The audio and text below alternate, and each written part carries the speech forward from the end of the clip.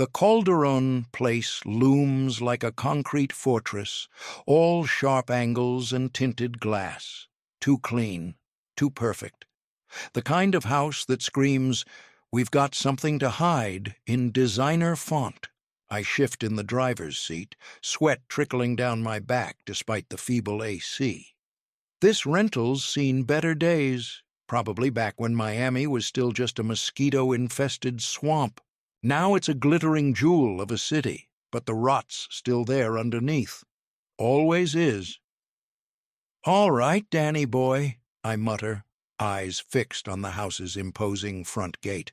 "Let's see what kind of dance you're doing today." The car's engine hums, a low counterpoint to the rattling air conditioner. Sounds like it's on its last legs, wheezing out cool air mixed with the ghosts of 1,000 cigarettes. I'd kill for one right now, but I quit. Again. Vanessa Calderon wouldn't approve of the smell, and right now her approval is my bread and butter. I remember her face when she hired me, all poise and pearls, but with eyes that had seen too much and didn't want to see any more. "Find the truth, Mr. Hunt," she'd said, voice steady even as her hands trembled. "Whatever it costs." Now here I am, waiting for her husband to show his hand. Funny how often whatever it costs ends up costing everything. A bead of sweat rolls down my temple, and I wipe it away with a grimace. "Christ, this heat," I grumble to no one. "Makes liars of us all, doesn't it? Promises we can't keep, smiles that don't reach our eyes." I reach for my notebook, flipping through pages of scribbled observations. Daniel Calderon, man of mystery. Former bartender turned business mogul, with a smile that could charm the skin off a snake. But there are cracks in that facade, little tells that speak volumes to someone who knows how to listen. "Come on, Danny," I mutter, tapping my fingers on the steering wheel. "Show me what you're hiding behind those pearly whites." The quiet of the street is oppressive, broken only by the distant hum of traffic and the occasional cry of a gull. This part of town, everyone's got secrets. It's just a matter of which ones are worth killing for. I lean back, feeling the familiar ache in my hip. Old wounds, never quite healed, kind of like this city. Beautiful on the surface, but dig a little deeper and you'll find the scars. "Patience, Riley," I remind myself, eyes never leaving the Calderon's gate. "Truth's like a shy animal. You've got to wait it out, let it come to you." And so I wait, a sentinel in a beat-up car, watching for the moment when Daniel Calderon's carefully constructed world starts to crumble. Because it will. They always do. The front door of the Calderon mansion swings open, and there he is. Danny boy, looking like he just stepped off a magazine cover. Crisp linen blazer, designer sunglasses, not a hair out of place. But I see it. The slight hesitation, the way his eyes dart left and right behind those shades. Guilt's got a funny way of making even the smoothest operator jumpy. I slouch lower in my seat, watching as he descends the steps with that practiced ease of his. "Well, well," I murmur, "if it isn't Miami's favorite entrepreneur out for a stroll." Danny pauses at the bottom of the driveway, scanning the street like a man expecting trouble. His hand unconsciously moves to adjust his watch, a gleaming piece of jewelry that probably costs more than my yearly salary. "That's right. Check the time," I mutter. "Wouldn't want to be late for whatever shady deal you've got cooking." As he slides into his sleek sports car, I turn the key in my ignition. The rental sputters to life, protesting like an old man forced out of his favorite chair. I ease out onto the road, keeping a discreet distance as Danny weaves through Miami's sun-baked streets. The AC in my car wheezes, barely cutting through the oppressive heat. Sweat trickles down my back as I follow Danny's car, my eyes never leaving his license plate. "Cheaters always think they're invisible," I say to my reflection in the rearview mirror. It's the watches that give 'em away, always the damn watches. I chuckle darkly, remembering countless stakeouts just like this one. They can't help but flaunt their guilt, wrapped around their wrist like a ticking time bomb. The gleaming boutique hotel looms ahead, a monument to excess and secrets. Danny's car glides to a stop beneath the awning, where a valet in a crisp uniform hurries forward. I ease my rental into a spot across the street, the engine sputtering its relief. "Well, ain't this a picture?" I mutter, eyeing the velvet ropes and gilded entrance. Nothing says discreet affair like the classiest joint in town. As Danny emerges from his car, I reach for my camera, its familiar weight a comfort in my hands. That's when I see her, a blonde vision in a dress that leaves little to the imagination, stepping out from the hotel's revolving door. Christ, I breathe, focusing the lens. Either that's his daughter or Miami's got a new poster child for midlife crisis. The blonde saunters up to Danny, her hips swaying like she's walking a catwalk instead of a sidewalk. Without hesitation, she throws her arms around his neck and plants a kiss on him that's anything but daughterly. "Show time," I whisper, pressing the shutter. Click. The camera captures their embrace, preserving the moment in all its tawdry glory. I lower the camera, a familiar hollowness settling in my gut. Another day, another shattered illusion, I sigh, watching as Danny leads his young companion into the hotel. "Hope you enjoyed that kiss, pal.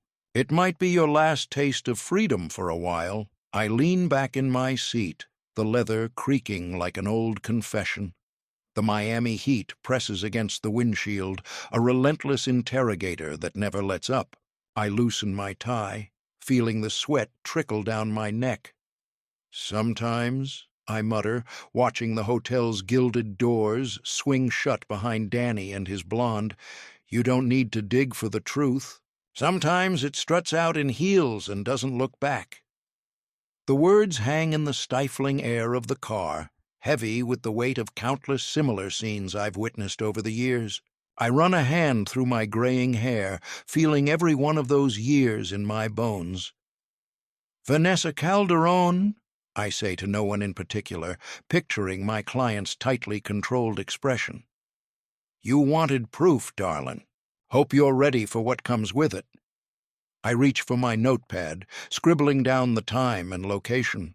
The pen scratches against paper, the sound oddly comforting in its finality. Another case solved, another marriage likely ended, just another day in the life of Riley Hunt, professional dream crusher. "Wonder if Rico's free for a drink," I muse, already feeling the phantom burn of cheap whiskey. "God knows I could use one after this little peep show." The elevator doors part like velvet curtains, revealing a hallway that could double as a museum. Marble floors so polished I can see my distorted reflection, a funhouse mirror version of a man who's seen better days. The air up here is different, rarefied. It smells like money and secrets. I step out, my shoes clicking against stone that probably cost more than my yearly take. The sound echoes, a metronome keeping time with my heartbeat. Everything's too clean, too perfect. It makes my skin itch. "Quite the view," I mutter to no one, glancing at floor-to-ceiling windows framing Miami's skyline. The city sprawls below, a glittering jewel box. From up here, you can't see the tarnish. I run a hand along the wall as I walk, half expecting my fingerprints to leave smudges on this pristine canvas. They don't. This place is built to repel evidence of human touch. My reflection fragments and multiplies in the hallway's mirrors. A dozen tired eyes stare back at me, all carrying the weight of too many cases, too many lies unraveled. I adjust my jacket, more out of habit than vanity. The pockets sag with the tools of my trade, notebook, pen, voice recorder. The familiar weight grounds me. "You don't belong here, Riles," I tell my reflection. He doesn't argue. I reach the end of the hall where a single door stands sentry. No numbers, no nameplate. Just understated elegance that screams "keep out" louder than any sign could. My hand hovers over the doorknob. I take a breath, tasting the stillness on my tongue. It's the kind of quiet that only exists in places where truth goes to die. Once more unto the breach, I whisper, a wry smile tugging at my lips. Shakespeare would have made a hell of a detective. He knew all about the lies we tell ourselves. I knock, 3 sharp raps that shatter the silence like gunshots. The door opens, revealing Vanessa Calderon. She's a vision in white, her dark hair pulled back so severely it must hurt. But pain doesn't register on that face. Nothing does. "Mr. Hunt," she says, voice smooth as polished marble. "Please come in." I step inside, drinking in the details. The place reeks of money and isolation. It's a gilded cage, and Vanessa's the bird who's forgotten how to sing. "Mrs. Calderon," I nod, reaching into my jacket. "I have what you asked for." I produce the envelope, weathered and unremarkable. It could contain anything. Love letters, blackmail, a dry cleaning ticket. But we both know it holds something far more volatile. Truth. Vanessa takes it without hesitation, her manicured fingers closing around it like a Venus flytrap. No trembling, no pause. It's as if she's receiving nothing more than the morning paper. "Thank you," she says, tucking the envelope away without even a glance inside. Her eyes, dark and fathomless, stay fixed on me. They're searching for something, but I'm not sure what. Judgment? Pity? Whatever it is, I doubt she'll find it. I clear my throat.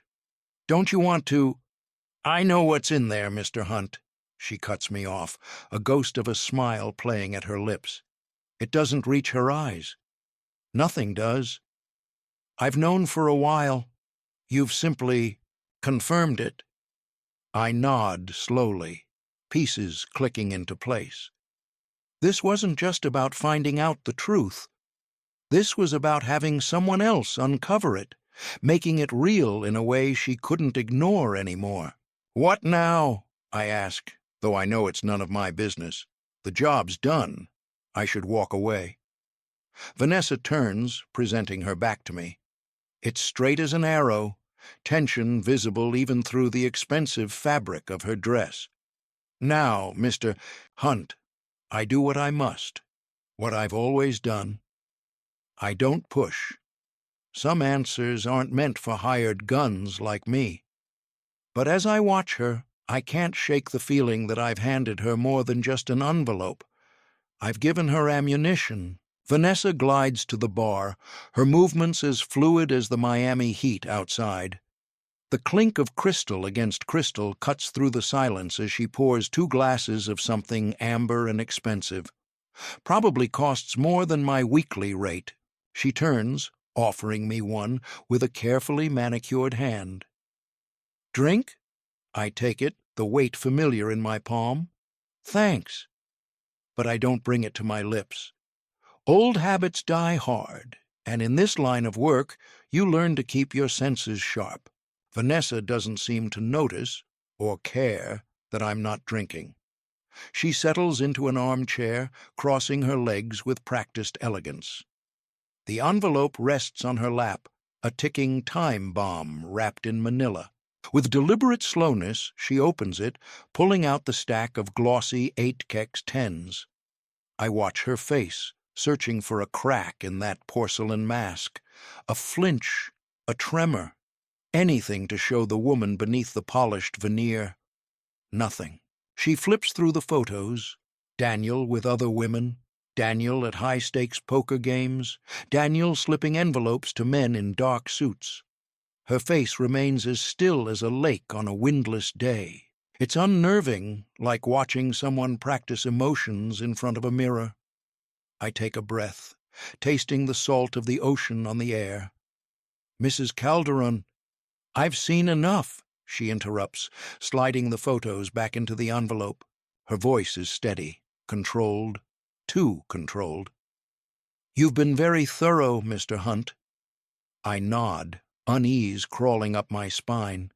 This calm isn't relief or closure. It's the eye of a hurricane, and I've got a feeling the winds are about to pick up. Vanessa stands, envelope in hand, and turns to face me. Her eyes meet mine, cool and calculating. "Thank you, Mr. Hunt," she says. "You've confirmed what I needed." That same smile again, polite, polished, hollow. It doesn't reach her eyes, which remain as flat and reflective as a shark's. I study her a second longer, feeling the weight of unspoken truths hanging in the air between us. The lack of surprise, the practiced composure. It all adds up to something that doesn't sit right. My instincts, honed over years of parsing lies from truth, are screaming at me. "You don't seem surprised," I say, keeping my tone neutral. It's not a question, but an invitation, a chance for her to show her hand. Vanessa's smile doesn't waver, but something flickers behind her eyes. Triumph? Satisfaction? It's gone before I can pin it down. I can't shake the feeling that I'm a pawn in a game I don't fully understand, moved into position for a purpose beyond a simple infidelity case. The silence stretches, thick as the Miami heat. I wait, knowing that in this moment whoever speaks next loses. It's a tactic that served me well over the years, letting silence do the heavy lifting. Vanessa breaks first, her composure slipping for just a moment. "I was married to him for 8 years. You learn things." She finishes her drink in one smooth motion, the golden liquid disappearing as quickly as her momentary vulnerability. The clink of the empty glass on the marble bar top echoes in the cavernous room. I let my gaze wander, taking in the penthouse with the practiced eye of a man who's made a career out of noticing what others miss. Too many paintings crowd the walls, each one probably worth more than I'll make in a year. But there's something off about them. They're arranged with the precision of a museum curator, not the warmth of someone who actually loves art. My eyes search for family photos, personal mementos, anything to suggest this place is more than just an expensive showroom. Nothing. "Nice place," I mutter, more to myself than to her. The words feel hollow, like everything else in this sterile paradise. I can't shake the nagging feeling that I'm looking at a stage set, not a home. Every object placed just so, telling a story that doesn't quite ring true. It's the kind of perfection that makes my skin crawl, reminding me of crime scenes where everything's been arranged to mislead. Vanessa's watching me, I can feel it, waiting to see what I'll pick up on, what conclusions I'll draw. I turn back to her, noting the way she stands, poised, but with a tension in her shoulders that speaks volumes. "Must get lonely up here in the clouds," I say, testing the waters. Vanessa's eyes flicker, a momentary crack in her polished veneer. She turns away, her silk blouse rustling softly against the marble countertop. "You'll find the rest of your payment wired, as agreed." Her voice is cool, businesslike, but there's an undercurrent there, something raw and unspoken. I've heard that tone before from clients who got exactly what they asked for and realized too late it wasn't what they wanted. I should leave, take the money, and walk away. That's how this dance usually goes. But something tugs at me, maybe that old detective's instinct I can never fully shake. "What will you do now?" The words slip out before I can stop them. Vanessa freezes, her back still to me. The silence stretches, thick as the Miami heat outside. I watch her shoulders rise and fall with a deep breath. What am I doing? This isn't my problem. I'm just the guy who digs up the dirt, not the one who has to live with it. But standing here, in this gilded cage of a penthouse, I can't help but wonder about the woman trapped inside it. My mind races, piecing together the fragments of Vanessa Calderon I've glimpsed over the past weeks. The careful poise, the anxious glances, the way she held herself like she was always bracing for impact.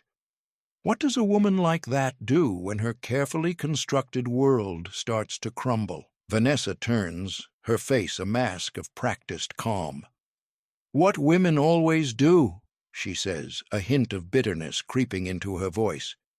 "Adjust." The word hangs in the air between us, heavy with unspoken history. I've heard variations of that line before, from countless women caught in the crosshairs of men's betrayals. It's never as simple as they make it sound. I nod, not trusting myself to speak. What could I say that wouldn't sound hollow? Instead, I turn towards the door, ready to make my exit from this particular slice of Miami's gilded misery. That's when I see it. On the sleek console table by the entryway, there's a single photo frame lying face down, the only personal touch in this sterile showroom of a penthouse. My fingers itch to flip it over, to see what memory Vanessa's trying to bury along with her marriage.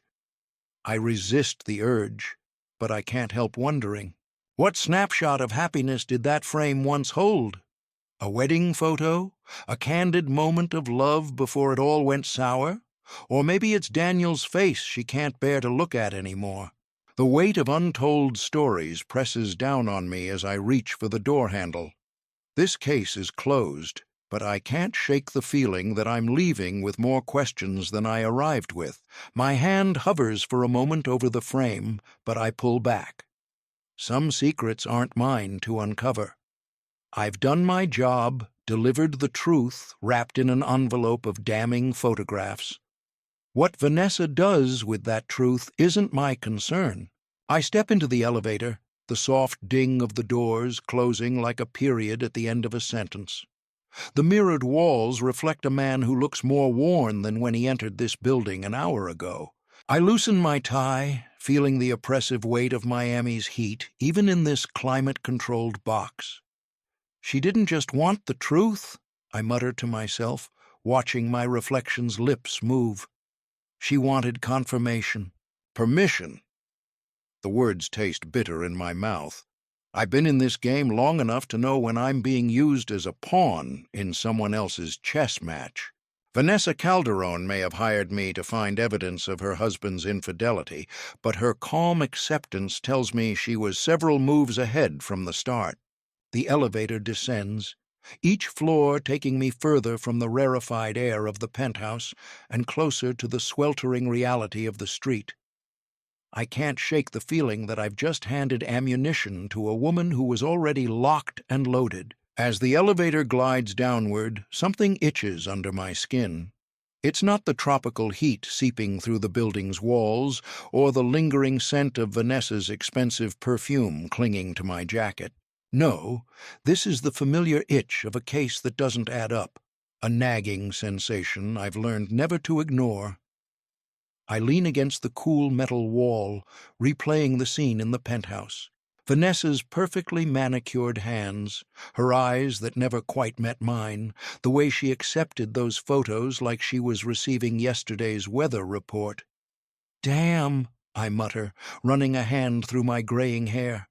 This wasn't just a cheating husband. The elevator chimes, doors sliding open to reveal the opulent lobby. I step out, my footsteps echoing on marble as I make my way towards the exit. My mind races, piecing together fragments of a larger puzzle. The way she watched me, I think, pushing through the revolving door into Miami's wall of humidity. She knew I'd follow, every step, every lead. It was all part of her script. I pause on the sidewalk, squinting against the harsh sunlight. A valet steps forward, but I wave him off, needing a moment to process. This case stinks worse than a week-old grouper left out in the sun, and I've got a sinking feeling I'm neck-deep in something far murkier than a simple divorce case. The valet approaches, wiping sweat from his brow. "Your car, sir?"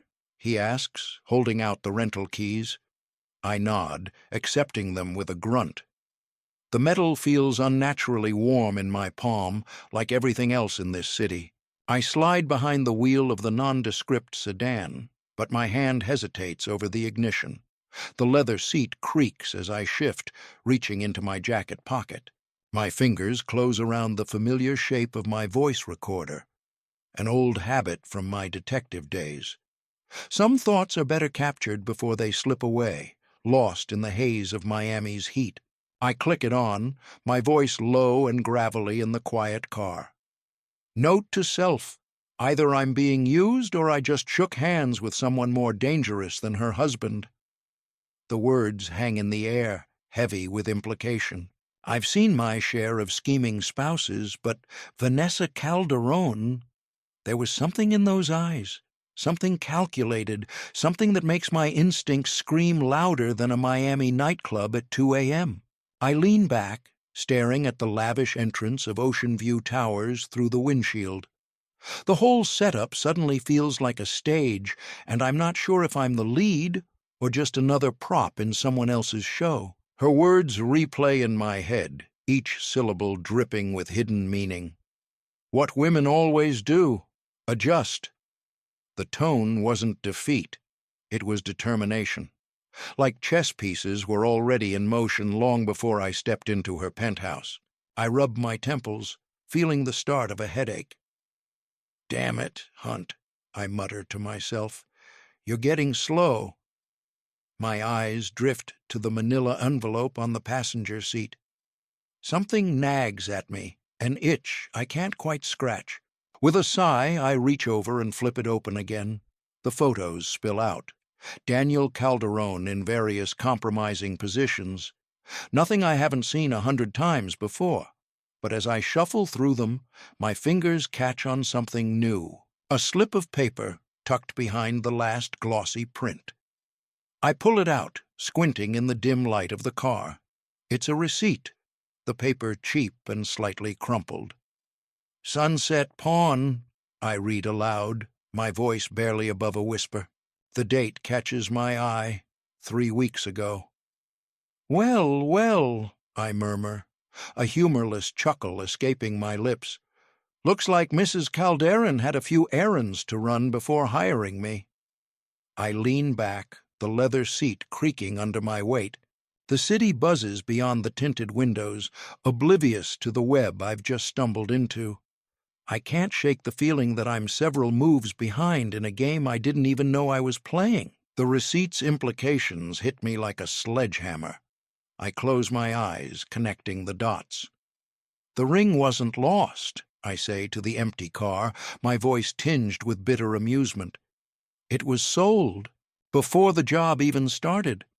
I sit back in the seat, the weight of realization settling heavy on my shoulders.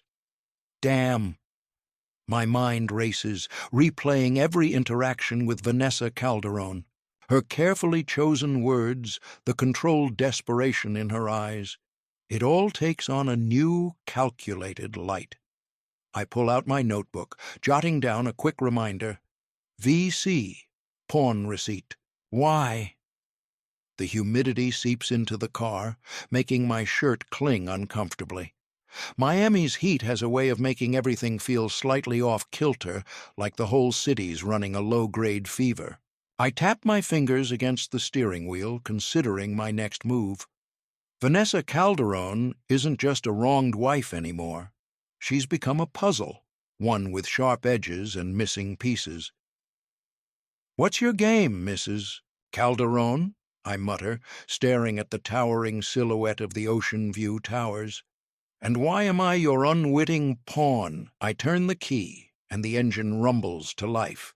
The dashboard clock glows 11:43 p.m., but Miami's never cared much for bedtime. I pull out of the valet parking, the city's neon-soaked streets unfurling before me like a tawdry welcome mat. Time to dig deeper, I say to myself, merging into the late-night traffic. This case just went from garden variety adultery to something with teeth. Palm trees loom overhead, their fronds swaying in the thick air. The radio crackles to life, a sultry Latin beat pulsing through the speakers. It feels like the city's heartbeat, steady and seductive, hiding God knows what beneath its rhythm. I navigate past glittering hotels and dimly lit cafes, my mind churning. What kind of woman pawns her own ring to set up her husband? I muse aloud. And what kind of fool am I for not seeing it sooner? The streets grow narrower, the buildings shorter and more weathered. This is the Miami tourists don't see, where desperation sweats through concrete and opportunity comes with a price tag. I slow down, scanning storefronts. If I were a pawn shop with loose lips, I murmur, where would I be? A neon sign catches my eye. Fast Cash Pawn. It's wedged between a bodega and a check-cashing place, looking about as reputable as a $3 bill. I park across the street, killing the engine. The night air hits me like a damp towel as I step out. Miami buzzes around me, alive with possibilities and secrets. I can almost taste the lies on my tongue, bitter and familiar. All right, Riley, I tell myself, straightening my jacket. Time to see just how deep this rabbit hole goes. I cross the street, the city's energy thrumming beneath my feet. It feels like everyone's in on some cosmic joke and I'm still waiting for the punchline. But that's Miami for you. Always one step ahead, always hiding an ace up its sleeve. The neon sign of golden glory flickers like a dying heartbeat, casting sickly green shadows across my windshield. I've been parked here for 20 minutes, watching the comings and goings of Miami's desperate and downtrodden. Each one carries a story, a piece of themselves they're willing to trade for cold, hard cash. I light a cigarette, letting the smoke curl around me in the stuffy car interior. It mingles with the scent of old leather seats and stale coffee. Vanessa's face floats in my mind, those guarded eyes, the way her fingers tensed when she handed me the receipt. What game is she playing? Time to face the music, I mutter, crushing out the cigarette and stepping into the sweltering heat. The pawnshop's bell jingles as I enter, a cheerful sound that feels out of place in this den of lost hopes. The smell hits me immediately, a nauseating mix of musty fabric, cheap disinfectant, and something else. Something old. Secrets, maybe. My eyes adjust to the dim interior. Glass cases filled with tarnished jewelry and pawned watches line the walls. An electric fan whirs in the corner, stirring the heavy air without offering any real relief. The neon hum is everywhere, seeping into my bones like it's alive. Watching. Judging. I shake off the feeling and approach the counter. An old man peers at me from behind thick glasses. "Help you?" I open my mouth to speak, but pause. What am I really doing here? Chasing ghosts for a woman who can't even look me in the eye? But then I remember the way Vanessa's voice cracked when she spoke of the ring. Whatever's going on, there's real pain there. "I'm looking for information," I say finally, my voice low. "About a ring that came through here recently." The old man's eyes narrow. "We get a lot of rings." I nod, choosing my next words carefully. This one would have been special, an heirloom. Probably came with a story about needing quick cash. He doesn't blink. "Mister, every piece in here comes with a story. What makes yours so important?" I lean in, letting him see the determination in my eyes. Because the story I was told doesn't add up. And in my line of work, that usually means trouble. The humming neon feels louder now, pressing in on us. I wonder what Vanessa would think if she could see me now, digging through the wreckage of her carefully constructed facade. But that's the thing about Miami. Even the brightest smiles hide sharp teeth. I slide the crumpled receipt across the counter. The owner squints, adjusting his glasses with a trembling hand. His eyes flicker with recognition, then caution. "Yeah, I remember that ring," he says, his voice barely above a whisper. "Came in fast, lady looked detached. My pulse quickens. Detached how? He shrugs, but his eyes dart to the side. Like she was running an errand. No emotion. Just business. I nod slowly, processing. Vanessa's story of a heartbroken Daniel pawning her mother's ring suddenly feels as flimsy as the receipt in front of us. I'd like to see the security footage from that day, I say, keeping my tone even. The old man hesitates, his fingers drumming nervously on the counter. I don't know. I reach into my pocket, the familiar weight of a $20 bill between my fingers. I place it on the counter without a word, letting the silence do the work. He stares at the money, then at me. I can see the gears turning, weighing risk against reward. I keep my face neutral, but inside, I'm coiled tight. This footage could blow the whole case wide open, or send me down another dead end in this labyrinth of lies. Finally, he nods, almost imperceptibly. As he turns to retrieve the footage, I can't help but wonder, what am I really about to see? And more importantly, am I ready for it? The pawnbroker's hand trembles slightly as he extends a small flash drive towards me. His eyes dart nervously around the shop, as if expecting trouble to materialize from the dusty shelves. "Here," he mutters, dropping the drive into my palm like it's radioactive. "I don't want any trouble, you hear? I'm just trying to run an honest business." I pocket the drive, feeling its weight like a secret. "Appreciate it. I'll be discreet." His laugh is bitter, tinged with fear. "In this town? Good luck with that, pal." I nod, understanding all too well. Miami's got a way of turning even the simplest truths into tangled webs. As I push open the shop's door, the neon buzz feels more ominous than before. Back in my car, the leather seat creaks as I settle in. The laptop whirs to life, its glow casting shadows across the dashboard. I insert the flash drive, half expecting it to be blank. Another dead end in this maze of deception. As I wait for the files to load, I can't shake the feeling that I'm crossing a line. Vanessa's tearful plea echoes in my mind, at odds with the pawnbroker's description of a detached woman. Which version is the truth? Or are they both lies? The folder opens, revealing a single video file. My finger hovers over the touchpad, hesitating. Once I watch this, there's no going back. Whatever's on this footage, it's going to change everything. I take a deep breath, tasting the city's humid air.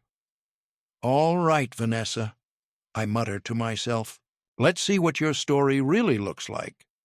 With a click, I hit play, bracing myself for whatever ugly truth is about to unfold on that grainy screen. The image flickers to life and my breath catches in my throat.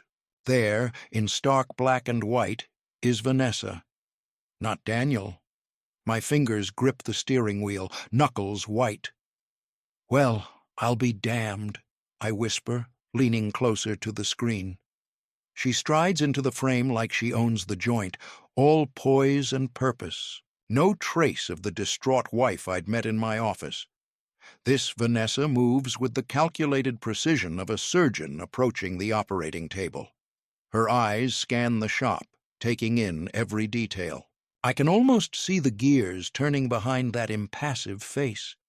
She reaches into her purse, designer, of course, and pulls out a small box.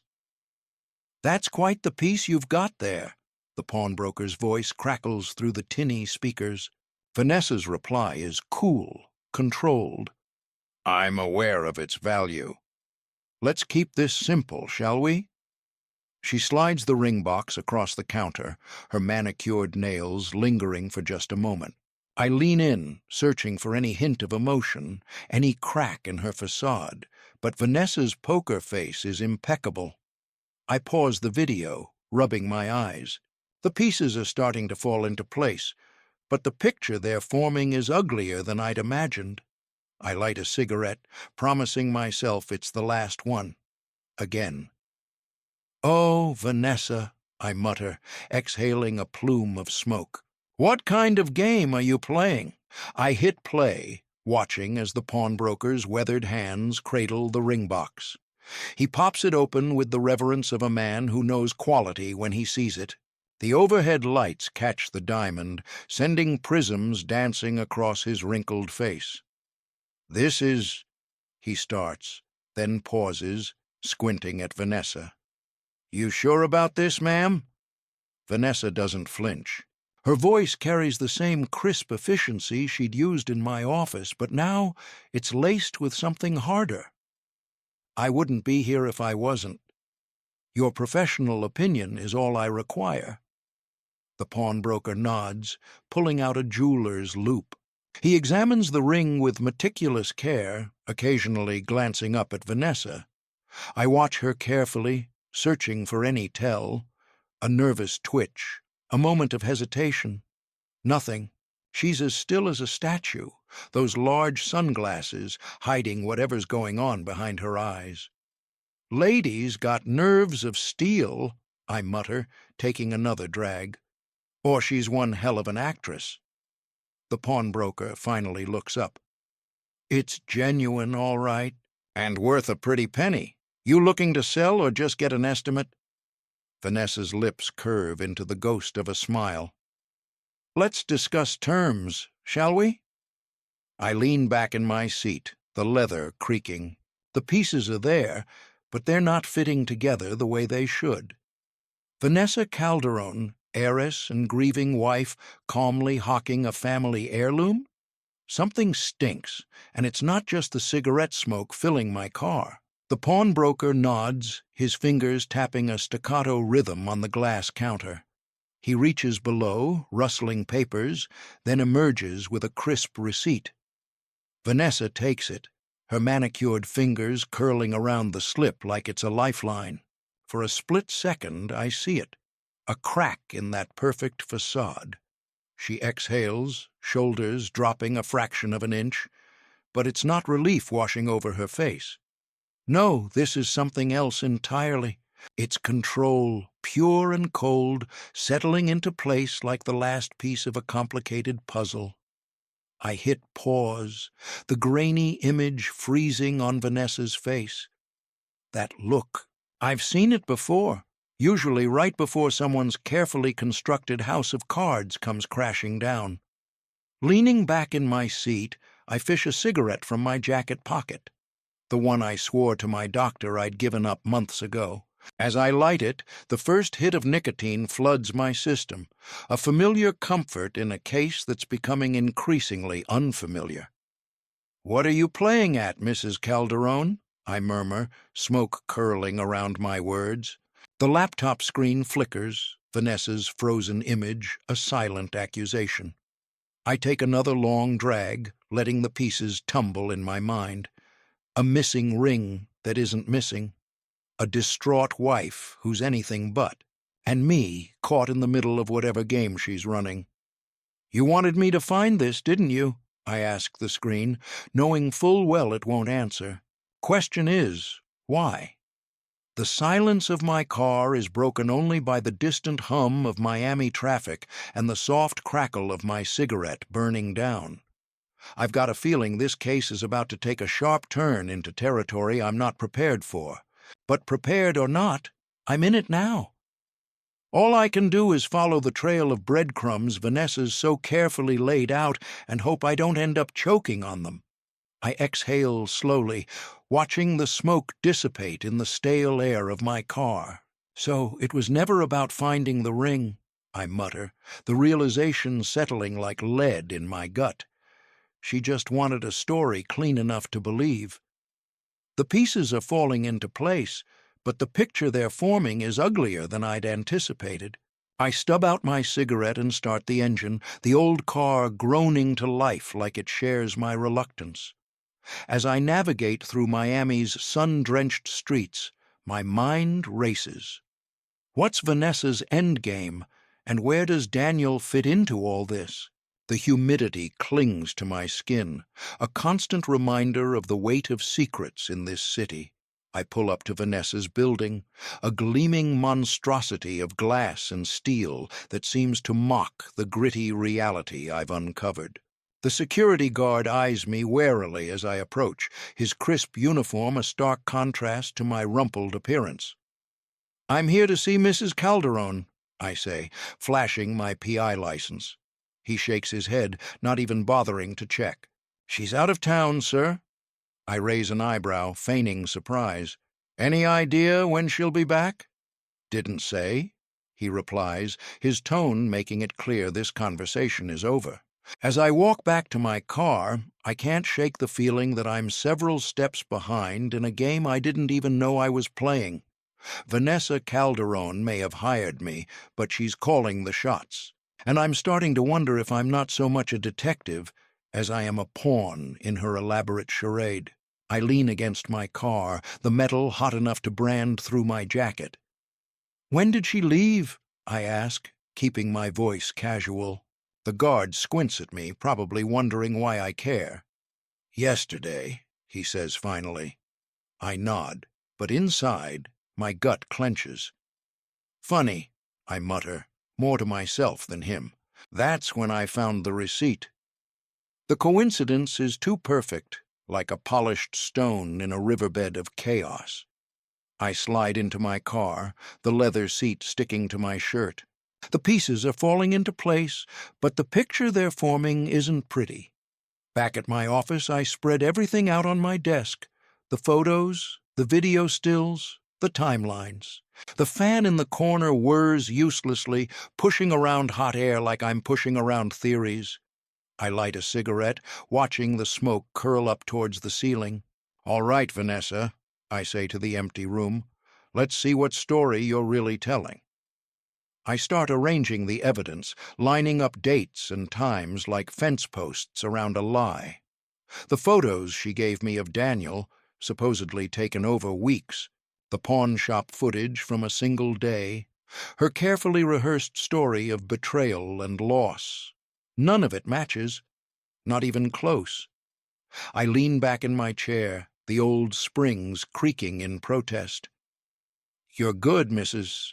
Calderon," I murmur, tapping ash into an overflowing tray. "But not good enough." The truth is there, hidden in the gaps between what she's shown me and what she's kept hidden.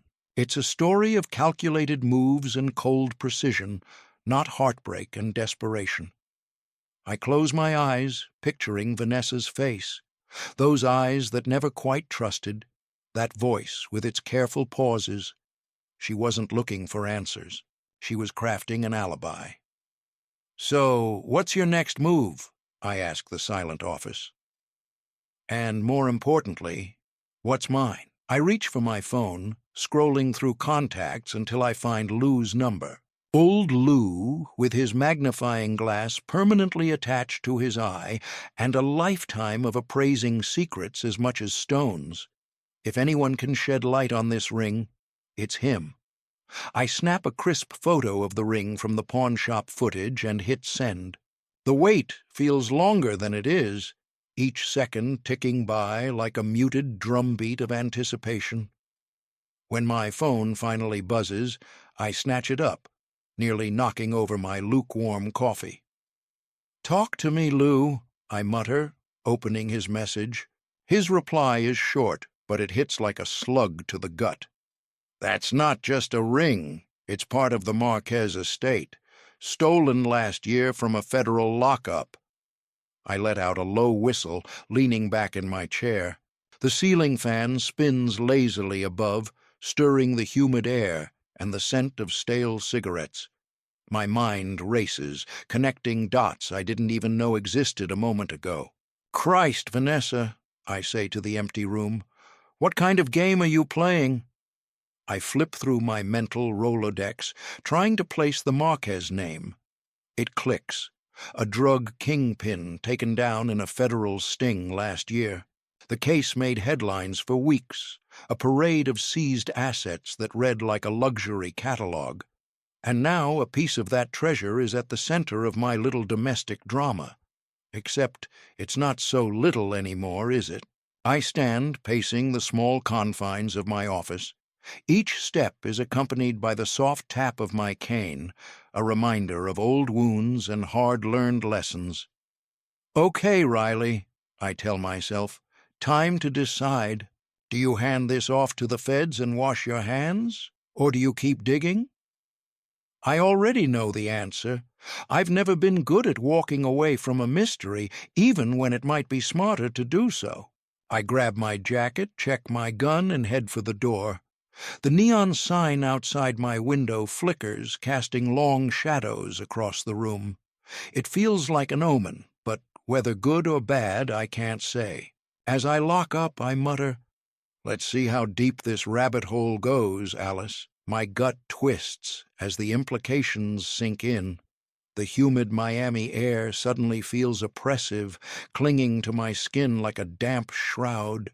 I lean against my car, the metal hot enough to brand, and take a deep breath. "So the ring is evidence?" I ask Lou, my voice rougher than I'd like. There's a pause on the other end of the line. I can almost hear Lou's mind working, weighing how much to say. Finally, he responds, "Or bait. Either way, you're in the middle of it, Riley." I close my eyes, pinching the bridge of my nose. The scent of coffee and stale cigarettes wafts from a nearby cafe, mingling with the ever-present salt of the ocean. It's a uniquely Miami cocktail, one that usually invigorates me. Today it just turns my stomach. "Bait," I mutter, more to myself than Lou. "For who? And why involve Vanessa?" "Can't say," Lou replies, his tone carrying a warning. "But whatever's going on, it's bigger than some rich lady's marital woes. You might want to consider backing off." I snort, a humorless sound. "When have you known me to back off, Lou?" "Never," he sighs. "That's what worries me." As I end the call, I catch my reflection in the car window. The man staring back looks tired, lines etched deep around eyes that have seen too much. But there's a glint there, too. A spark of curiosity that's gotten me into trouble more times than I can count. I slide into the driver's seat, the leather creaking beneath me like an old friend. "All right, Vanessa," I say to the empty car. "Let's find out what kind of game you're really playing." The laptop's screen casts a sickly blue glow across the car's interior as I cue up the pawnshop footage again. My eyes ache, straining against the grainy quality, searching for something I might have missed. That's when I see her. "Well, hello there," I murmur, leaning in closer. In the background, partially obscured by a display case, stands a woman in a hoodie. She's angled just so, watching Vanessa's transaction with predatory focus. Not hovering, not fidgeting, just waiting. "You're no window shopper, are you?" I mutter, tapping the spacebar to pause the video. My fingers dance across the touchpad, zooming in on our mystery observer. The image pixelates, but I can make out enough. A scar, jagged and angry, runs across her right cheek. "Now that's interesting," I say, sitting back. "Vanessa didn't mention any scarred acquaintances." I light a cigarette, inhaling deeply as I consider the implications. The smoke curls lazily in the confined space, a physical manifestation of the thoughts swirling in my head. "So we've got a new player," I muse aloud, studying the frozen frame. "Question is, are you working with Vanessa or against her?" The woman's stance speaks of coiled tension, a readiness I've seen in people who are used to violence. It's at odds with the posh clientele Vanessa usually surrounds herself with. I take another drag, feeling the nicotine hit my system. "All right, Scarface," I address the pixelated image. "Let's see if we can put a name to that pretty face of yours." My eyes drift to the weathered visitor log on the counter, its pages dog-eared and stained with coffee rings. The pawnbroker, A nervous slip of a man hovers nearby, his gaze darting between me and the door like a trapped animal. "Mind if I take a look?" I ask, gesturing to the log. He nods, a quick, jerky movement. "Sure, sure. Just be quick about it, yeah?" I flip through the pages, the scent of cheap paper and desperation filling my nostrils. My finger trails down the list of names and times, pausing on a hastily scribbled entry. M. Calderon. "Well, well," I murmur, tapping the name. "Looks like we've got ourselves a family reunion." The pawnbroker leans in, squinting. "That one?" "Yeah, came in right after the lady with the ring. Didn't buy nothing, though. Just looked." I lean back, considering. "Calderon, that's my client's married name, but Vanessa, she's no M." My mind races, piecing together possibilities. A sister, maybe? Or a cousin? The pawnbroker shrugs, clearly eager for me to leave. "Don't know nothing about that. Just know she gave me the creeps. Eyes like she was calculating something." I nod, committing the details to memory. "Appreciate the help," I say, sliding the log back across the counter. As I turn to leave, a thought strikes me. I pause, hand on the doorknob. "One more thing. This Ems Calderon, she have any distinguishing features?" The pawnbroker's eyes widen slightly. He swallows hard. Yeah, she did. Nasty scar on her cheek, like someone tried to carve a smile." I force my face to remain neutral, even as my pulse quickens. "Thanks. You've been a big help." Outside, the Miami heat hits me like a wall. I loosen my tie, mind churning. Vanessa Calderon, with her perfect poise and carefully curated image, never mentioned any relatives. Certainly none with scars and a penchant for pawnshop surveillance. "Oh, Vanessa," I mutter, sliding into my car. "What else aren't you telling me?" The fluorescent glare of my laptop screen cuts through the dimness of my office, casting harsh shadows across the scattered files and empty coffee cups. I've been hunting through public records for hours, chasing the ghost of Monsieur Calderon. "No one by that name," I mutter, rubbing my tired eyes. "At least not any more." The words hang in the air, heavy with implication. I lean back in my chair, the leather creaking like old bones. My mind drifts to Daniel Calderon, all charm and perfect teeth, a man who seemed to materialize out of thin air into Vanessa's life. "What's your game, Danny boy?" I ask the empty room. "And who's pulling your strings?" With a sigh, I push away from the desk. The clock on the wall ticks past midnight, but sleep isn't an option. Not with this itch under my skin. "Time to pay your neighborhood a visit, Mr. Calderon," I say, grabbing my keys. The drive to the address from the pawn slip takes me through Miami's underbelly. Neon signs flicker like dying fireflies, advertising cheap thrills and cheaper drinks.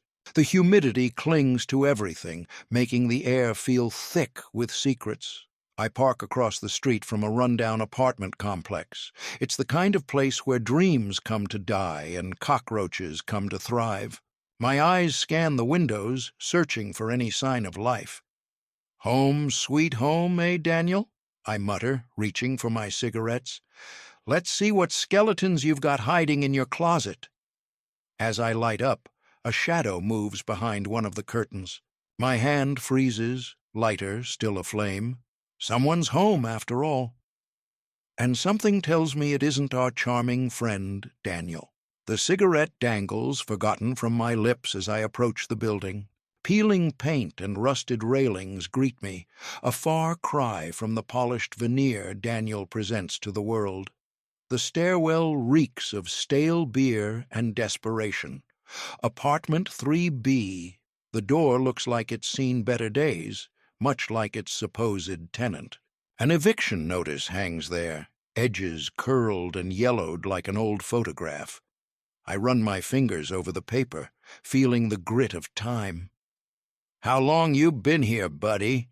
I mutter to the notice. "Longer than Daniel's been gone, I'd bet." I raise my fist to knock, more out of habit than hope. The sound echoes hollowly in the empty corridor. No footsteps, no voices, just the hum of a distant air conditioner fighting a losing battle against the Miami heat. I'm about to turn away when movement catches my eye. A curtain twitches in the apartment across the hall. Someone's home, all right, just not where I expected. "Come on," I coax under my breath. "Don't be shy. Let's have a chat." The curtain parts a fraction wider. An eye peers out, wrinkled and wary. I can practically smell the fear and curiosity warring behind that thin barrier of fabric. I hold up my hands, palms out. "Just looking for some information," I say, keeping my voice low and steady. "About the guy who used to live here." The eye narrows, considering. I wait, patient as a statue. In this game, sometimes silence speaks louder than words. Finally, the door creaks open, revealing a small, hunched woman with faded red hair. She eyes me suspiciously, fingers clutching the doorframe like it's the only thing keeping her upright. "He left in a rush," she says, her voice barely above a whisper. "Right after a woman with a scar came by." My pulse quickens. A new player on the board, and one that doesn't fit neatly into the picture Vanessa painted. I keep my face neutral, years of practice hiding the excitement of a fresh lead. "What did she look like?" I ask, careful to keep my tone casual. The woman's eyes dart nervously down the hallway, as if expecting the scarred woman to materialize at any moment. I recognize that look. It's the face of someone who's seen something they weren't meant to see. "I didn't get a good look," she hedges, but her body language tells a different story. She knows more than she's letting on. I lean against the doorframe, mirroring her posture. "Anything you remember could help," I say softly. "Even the smallest detail." She hesitates, conflict clear in her eyes. I can almost see the gears turning, weighing the risk of talking against the burden of keeping quiet. In my experience, people like her, lonely, isolated, often crave the chance to unburden themselves. They just need a gentle push. The woman's eyes finally meet mine, a flicker of resolve settling in them. "Like she wasn't here to talk," she says, her voice barely above a whisper. A chill runs down my spine despite the Miami heat seeping through the thin walls. I've seen that type before, the kind who communicate with fists and firearms instead of words, the kind who leave silence and bruises in their wake. I reach into my jacket, feeling the worn edges of my business cards. "Look," I say, keeping my voice low and steady. "I appreciate you taking the time to talk to me. If you remember anything else, anything at all, give me a call." I hold out the card, but she doesn't take it immediately. Her eyes flick between my face and the card, indecision written in every line of her body. I can almost hear the internal debate. Stay quiet and safe, or reach out to someone who might actually listen. "I'm not asking you to be a hero," I add softly. "Just, if something doesn't sit right with you, if you wake up in the middle of the night remembering a detail, anything." Slowly, hesitantly, she takes the card. I know the odds. She probably won't call. Fear has a way of cementing lips shut tighter than any threat. But sometimes, in the dark of night, conscience speaks louder than caution. And maybe, just maybe, this time it'll be enough. As I turn to leave, I can't shake the feeling that I've just added another thread to an already tangled web. One that might lead me closer to the truth, or straight into the lion's den. I slide into my car, the leather seat hot enough to brand through my shirt. Miami's heat clings like guilt, but it's a familiar discomfort. I fish out my recorder, the plastic warm and slick in my palm. For a moment I just sit there, letting the AC struggle against the oppressive humidity. Finally, I click the button and speak. Vanessa lied. Daniel's running. There's another woman. My voice sounds tired, even to my own ears. And that ring? That ring isn't about love or betrayal. It's about leverage. And I just walked into someone's cleanup job. I pause the recording, rubbing my temples.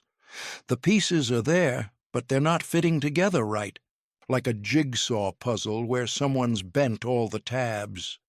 Christ, I mutter, starting the car. Daniel, what the hell did you get yourself into? I can almost see him in my mind's eye. That perfect smile, the one that probably charmed Vanessa right out of her better judgment. The kind of smile that says, "Trust me," while picking your pocket. As I pull away from the curb, my phone buzzes. Unknown number. I let it go to voicemail, my gut churning.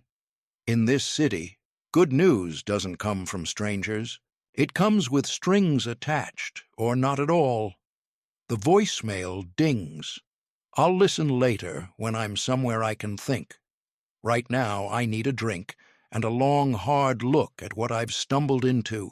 Because whatever game Daniel's playing, I've just been dealt in, and I've got a feeling the stakes are a hell of a lot higher than a missing ring.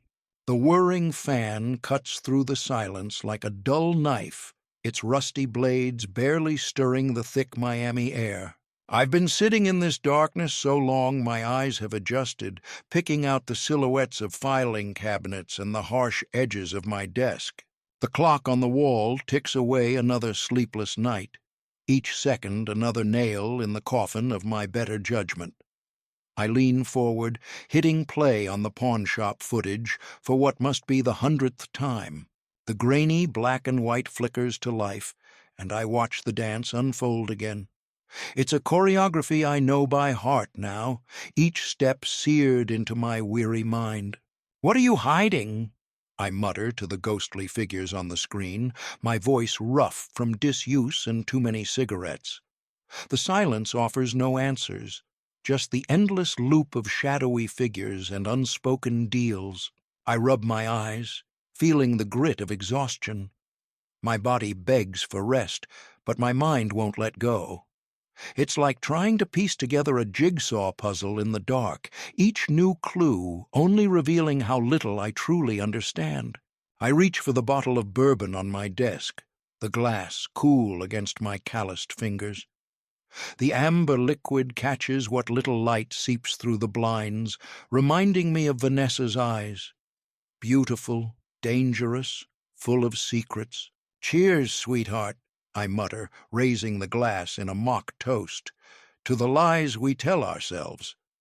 The bourbon burns, going down, a familiar pain that does nothing to dull the ache of uncertainty gnawing at my gut. I've been in this game too long, seen too many angles to believe in coincidences. But this case? It's like trying to catch smoke with my bare hands. I stand, my old injury protesting as I limp to the window. Peeling back a slat in the blinds, I peer out at the Miami night. The city never sleeps, its neon heartbeat pulsing through the darkness. Somewhere out there, the truth is hiding, buried beneath layers of luxury and deceit.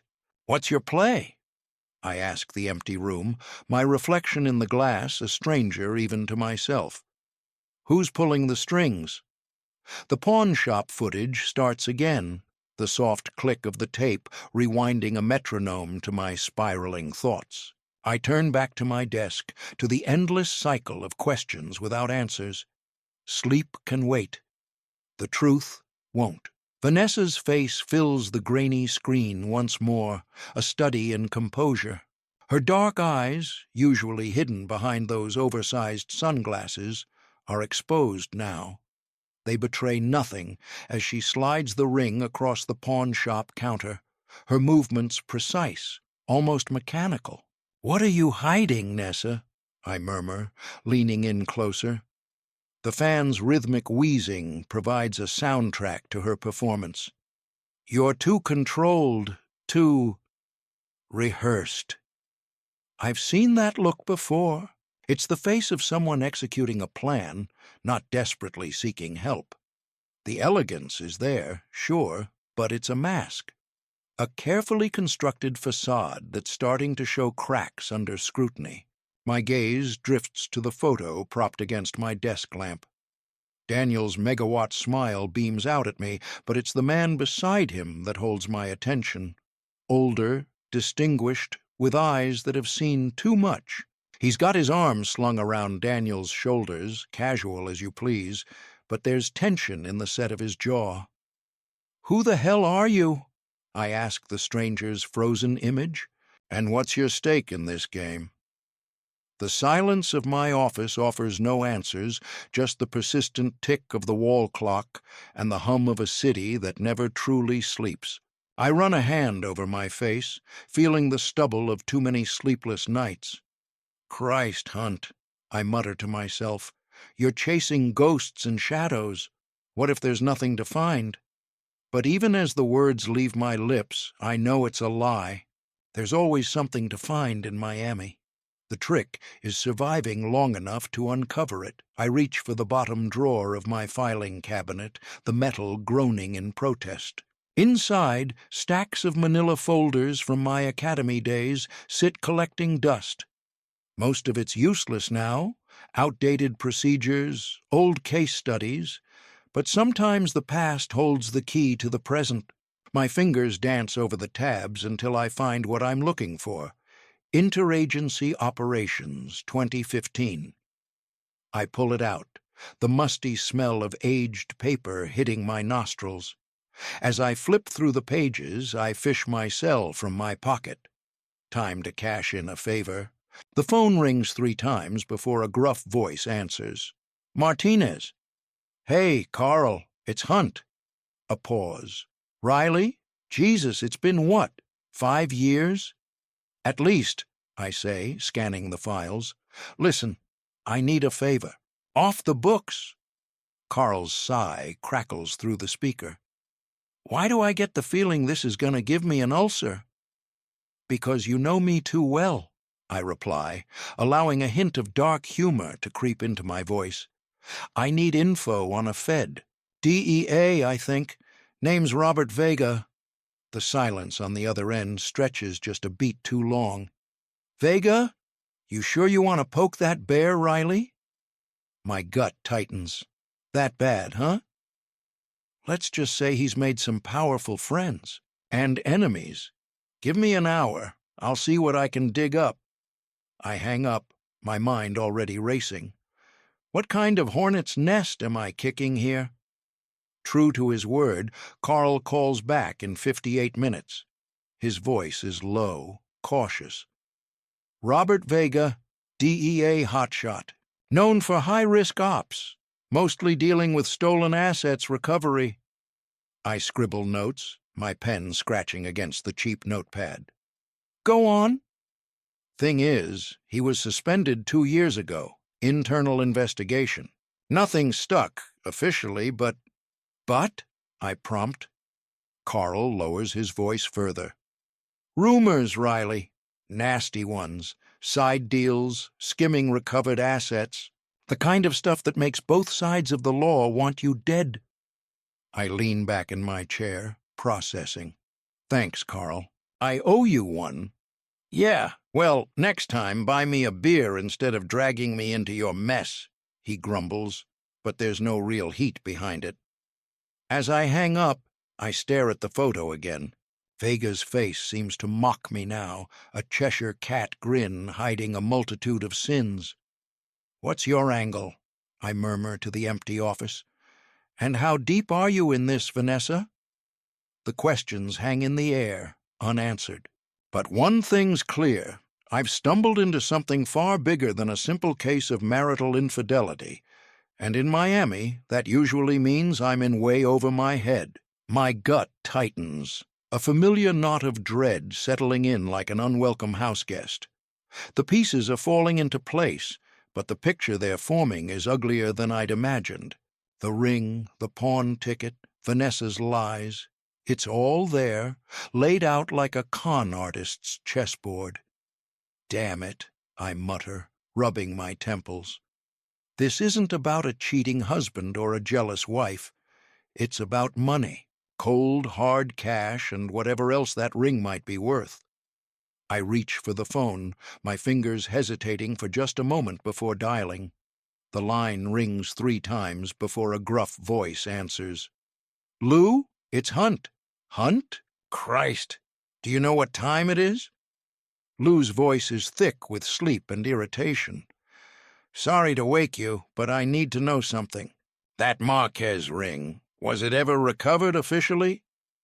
There's a pause on the other end, long enough to make me wonder if Lou's fallen back asleep. Then I hear him sigh, a sound heavy with resignation. "You're digging into something you shouldn't, aren't you?" he asks, but it's not really a question. "Just answer me, Lou. Please." The silence stretches between us, filled with the whir of my office fan and the distant hum of Miami's nocturnal pulse. I can almost see Lou running a hand over his face, debating how much to tell me. "No," he finally says. "It was never recovered. At least, not on the books." I lean back in my chair, the leather creaking beneath me. "Thanks, Lou. I owe you one." "Yeah, well, just be careful, Hunt. This city, it's got teeth." As I hang up, I can't shake the feeling that I'm being watched. The shadows in my office seem deeper, more menacing. I stand, moving to the window, and peer through the slats of the blinds. The Miami night stares back, a neon-lit abyss of secrets and lies. Vanessa's face floats in my mind, those guarded eyes, the tremor in her voice when she spoke of her missing ring. Was it all an act? A carefully crafted performance to draw me into? What?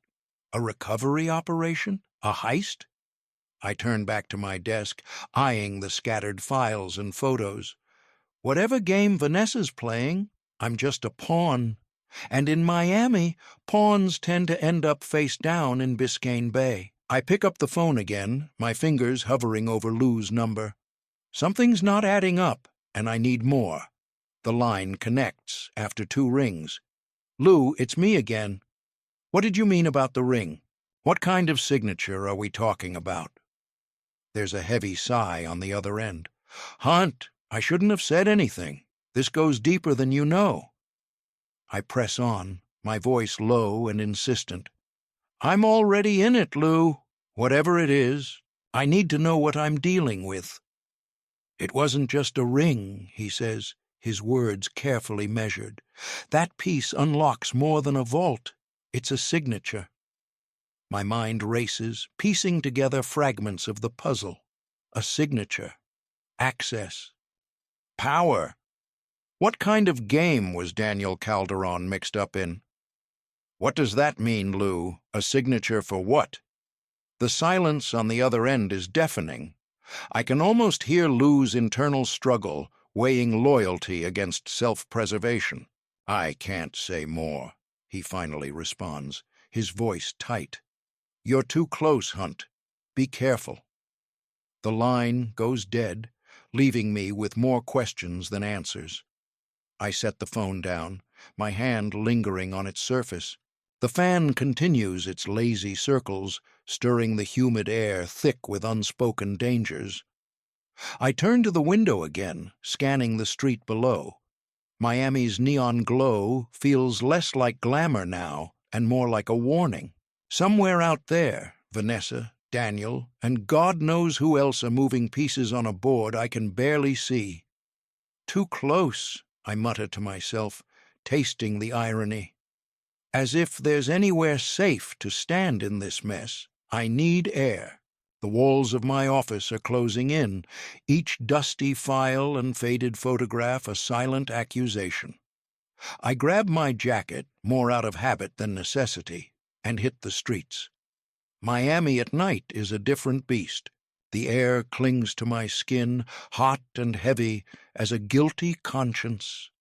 Neon signs flicker like dying stars, casting sickly shadows across my path. I walk without purpose, letting my feet carry me through the labyrinth of luxury and decay. Some detective, I mutter to myself, hands shoved deep in my pockets. Can't even solve the case of why I'm still here.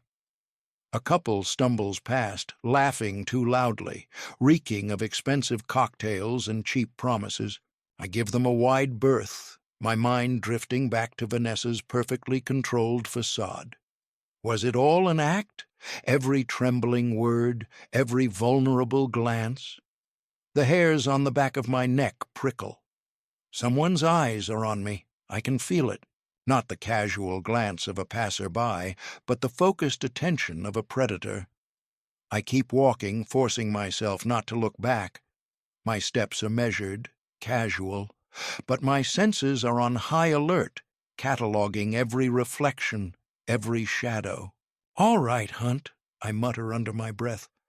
"Let's see how good they really are." I duck into a narrow alley, emerge onto a busier street. The presence follows, not too close, not too far. Professional. This isn't some two-bit tail job. My hand instinctively reaches for the gun that isn't there. Stupid.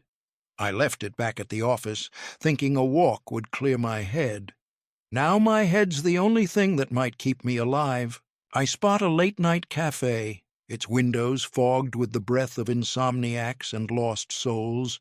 Perfect. I push through the door, the bell's cheerful jingle a stark contrast to the tension coiled in my gut. "Coffee, black," I tell the bored-looking barista. "And is there a back way out of here?" She eyes me suspiciously. "Staff only." I slide a 20 across the counter. "I'm staff tonight." She pockets the bill with a shrug. "Through the kitchen, past the walk-in, don't touch anything." I nod my thanks, grab the coffee I don't really want, and make my way to the back. The kitchen is all stainless steel and harsh fluorescent light, a stark reminder of the grit behind Miami's glossy facade. As I slip out the back door into another alley, I can't help but wonder, am I outsmarting my tail or being herded exactly where they want me? I loop the block twice, zigzagging through narrow streets and ducking behind dumpsters. The night air is thick with the scent of rotting fruit and stale beer. My pursuer is good, but I'm better, or maybe just luckier. Either way, by the time I circle back to my starting point, I'm alone. He's vanished like morning mist under the Miami sun. "Congratulations, Hunt," I mutter to myself. "You've officially entered paranoia territory." But the prickling at the base of my neck won't subside. Something's off, and it's not just the humidity making my shirt cling to my back like a second skin. I make my way back to the office, feet dragging with exhaustion and dread. The lock looks untouched, but that doesn't mean much these days. I push the door open and the familiar musty smell hits me like a slap to the face. "Christ," I breathe. The place has been tossed, but with a subtlety that speaks of experience. Files are shifted ever so slightly, the layer of dust on my desk disturbed in ways only I would notice. Someone's been here, rifling through my life with surgical precision. I stand in the doorway, frozen. My mind races through possibilities, each more unsettling than the last. Was it Vanessa? Daniel? Or someone higher up the food chain, someone connected to that DEA agent, Vega? "Get it together, Riley," I growl, forcing myself to step inside. "You're a detective, so detect." I move cautiously, cataloging every detail. The air feels different, charged with an energy that wasn't there before. It's like the room itself is holding its breath, waiting to see what I'll do next. My eyes land on the photo of Vanessa from her apartment. It hasn't moved, but something about it seems wrong. I pick it up, studying the face of the man next to Daniel. Robert Vega, His eyes seem to mock me, holding secrets just out of reach. "What the hell have you gotten me into, Vanessa?" I ask the empty room. Only the wheezing of the ancient fan answers, a rhythmic reminder that time is ticking away. And with every second, I'm sinking deeper into something I don't understand. I set the photo down, my fingers lingering on its edge. That's when I see it, a flash of glossy paper peeking out from beneath a stack of files. My heart rate quickens as I pull it free. It's a photograph, crisp and new. Vanessa, her face a mask of calm determination, exiting the pawn shop. But what stops my breath cold is the angry red marker slashed across her features. A warning, a threat. "Christ," I mutter, studying the image. Vanessa's eyes, even through the crimson scrawl, seem to plead with me. Or is that just what I want to see? I sink into my chair, the photo trembling slightly in my hands. "What game are you playing, Mrs. Calderon?" The silence of the office presses in, suffocating. I need backup, need to think. Muscle memory takes over as I reach for my desk drawer, the one where I keep my old service weapon. The drawer slides open with a familiar rasp, but the weight is all wrong. My stomach drops as I stare at the empty space where my gun should be. "Son of a bitch," I breathe, slamming the drawer shut. The violation hits me like a physical blow. Whoever was here, they've stripped away my last line of defense. I lean back, running a hand over my face. The Miami heat seeps through the windows, as oppressive as the realization that I'm in way over my head. "All right, Hunt," I say to myself, voice rough in the stillness. "Time to face facts. You're not just chasing a cheating husband anymore. This is something bigger, uglier." My eyes drift back to the marked photo of Vanessa.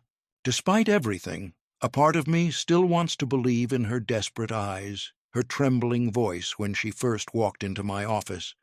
But the evidence is piling up, and none of it paints a pretty picture.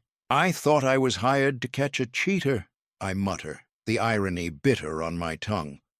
"Turns out, I might be the one who's been played all along." I push myself up from my desk, muscles aching with fatigue and tension. The door lock clicks into place with a finality that does little to ease the crawling sensation between my shoulder blades. Paranoia's an old friend in this business, but tonight it feels justified. My hand trembles slightly as I reach for the bottle of bourbon on the shelf. The amber liquid sloshes into the glass, a bit more generous than usual. I don't need it. Hell, it's the last thing I should be doing right now. But the familiar burn might just steady my nerves. Here's to bad decisions. I toast the empty room, downing half the glass in one go. The alcohol settles warm in my stomach, a false comfort against the chill of uncertainty. I fish my phone out of my pocket, fingers hovering over Vanessa's number. Part of me knows it's futile, but I have to try. The line rings once, twice, 3 times. Each unanswered ring ratchets up the tension coiled in my gut. "Come on, Vanessa," I mutter, pacing the confines of my office. "Pick up the damn phone." Nothing. Not even voicemail. It's as if she's vanished into the sticky Miami night, leaving behind only questions and the lingering scent of her expensive perfume in my memory. I toss the phone onto my desk in frustration. "Damn it," I growl, running a hand through my hair. "What the hell have you gotten yourself into, Nessa? And more importantly, what the hell have you dragged me into?" The silence of the office offers no answers, just the whir of the ancient ceiling fan and the faint sounds of the city beyond my walls. I take another sip of bourbon, letting the burn chase away the bitter taste of betrayal rising in my throat. I stare at the phone for a long moment, then make another call. This time to Vanessa's building. The night concierge answers, his voice a bored drawl that barely rises above the soft jazz playing in the background. Ocean View Towers, how may I assist you? This is Detective Hunt, I say, the old title slipping out automatically. I need to speak with Vanessa Marquez. It's urgent. There's a pause, the sound of keys clacking. I'm sorry, sir. Ms. Marquez checked out earlier this evening, left no forwarding information. My stomach drops. Checked out? When exactly? Around 7 p.m. Seemed to be in quite a hurry. I glance at my watch. Nearly midnight now. She's got a 5-hour head start. Thanks, I mutter, hanging up. The walls of my office suddenly feel closer, more confining. I loosen my tie, trying to breathe through the realization that I've been played. Vanessa's gone, leaving me holding nothing but questions and a growing sense of dread. My phone buzzes, startling me. A text from a restricted number lights up the screen. Walk away, Hunt. 3 words. A warning? A threat? My mind races, piecing together the implications. Someone knows I'm involved, knows I'm digging, and they want me to stop. I toss the phone onto my desk, watching it skitter across the worn surface. Fat chance, I mutter to the empty room. I'm in too deep now. The bourbon in my glass catches the dim light, amber liquid swirling with unseen currents. Like this case, I think. What looked simple on the surface is anything but. I reach for my phone again, fingers hovering over the keypad. There's only one person I trust to help me make sense of this mess. I dial Rico's number, listening to the rings echo in the stillness of my office. Rico, it's Hunt, I say when his voicemail picks up. My voice sounds strained, even to my own ears. Need to talk, urgent. Call me back as soon as you get this. I hang up, tossing the phone back onto the desk. The silence that follows is oppressive, broken only by the whir of the ceiling fan and the distant hum of Miami traffic. I lean back in my chair, its leather creaking in protest, and close my eyes. The pieces of the puzzle are scattered before me, a jumbled mess of half-truths and dangerous implications. I see them all, laid out in my mind like exhibits in a twisted gallery. The pawn shop receipt, crisp and damning. The Marquez ring, its absence more telling than its presence. Vega's face, a ghost from someone else's past that's now haunting mine. What the hell have you gotten yourself into, Hunt? I mutter to myself, rubbing my temples. The Marquez case. It all comes back to that. What seemed like a simple infidelity case has spiraled into something much darker, much more complex. I can feel the tendrils of it wrapping around me, pulling me deeper into waters I'm not sure I know how to navigate. I reach for my glass, but pause before taking a sip. The bourbon gleams, tempting as always, but for once I need my head clear. I push it away, focusing instead on the facts I know, trying to piece together a narrative that makes sense. But the more I think about it, the more questions arise. Why involve me at all? What game is Vanessa playing, and how deep does this conspiracy go? I stand up, pacing the confines of my office. Each step feels like I'm sinking further into quicksand, and I'm not sure there's a rope long enough to pull me out. My mind wanders back to Maria Calderon's face, etched with a history I'm only beginning to understand. That scar, a pale crescent beneath her left eye, tells a story all its own. But it's the look she gave Daniel that haunts me most. Was it regret I saw flickering in those dark eyes? Or was she trying to warn him of something? I close my eyes, replaying the scene in my mind, the way her gaze lingered on him, heavy with unspoken words, the slight tremor in her hand as she reached for her drink. It was more than the nervousness of a cheating wife. There was fear there, raw and visceral. "What are you mixed up in, Maria?" I mutter to the empty room. "And what the hell does Daniel have to do with it?" A sharp knock at the door jolts me from my reverie. My hand instinctively moves towards my holster before I catch myself. Paranoia's becoming a close friend these days. "It's open," I call out, my voice rougher than I intended. The door swings open, and there's Rico, looking like he's aged a decade since I last saw him. A half-burned cigar dangles from his lips, and the frown etched into his face seems permanently carved there. "Jesus, Hunt," he grumbles, stepping inside.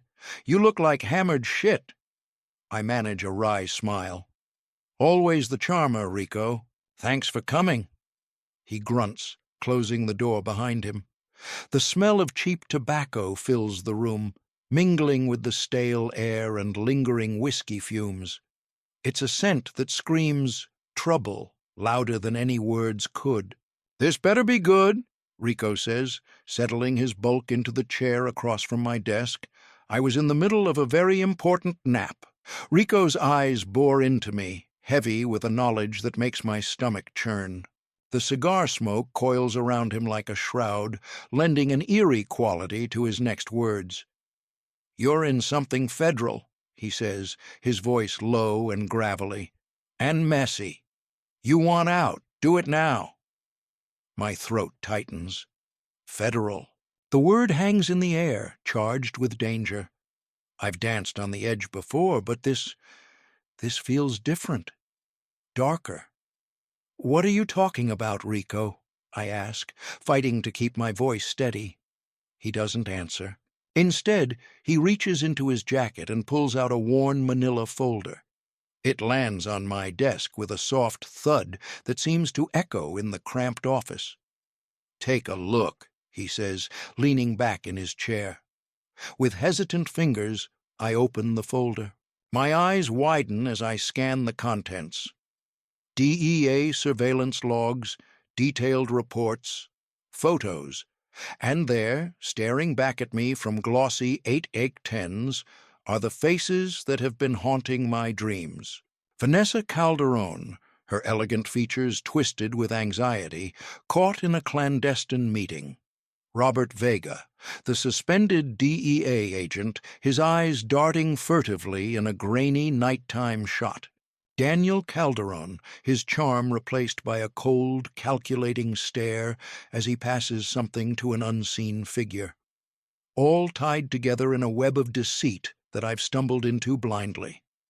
"Christ," I mutter, my mind reeling. "How deep does this go, Rico?" He takes a long drag on his cigar, the ember glowing ominously in the dim light. "Deeper than you want to know, kid. This ain't some rich lady's pet project anymore. You're swimming with sharks now." I stare at the photos, trying to reconcile the Vanessa I thought I knew with this, whatever this is. My fingers trace the edge of a surveillance report, the official DEA letterhead mocking my naivety. "How did you get this?" I ask, not sure I want to know the answer. Rico's laugh is mirthless. "Let's just say I still have friends in low places, and they're worried about you, Hunt. Real worried." I lean back in my chair, the leather creaking like my joints as the pieces start to fall into place. The pawn shop, the ring, the convenient timing of it all. A bitter taste rises in my throat, and it's not just from the cheap whiskey I've been nursing. "This wasn't about betrayal," I say aloud, my voice hollow in the stale office air. "It was about recovery. The whole marriage was bait." Rico nods, his weathered face a map of concern and resignation. He takes the cigar from his mouth, tapping ash into my long-neglected ashtray. "Bingo, kid. And you bit hook, line, and sinker."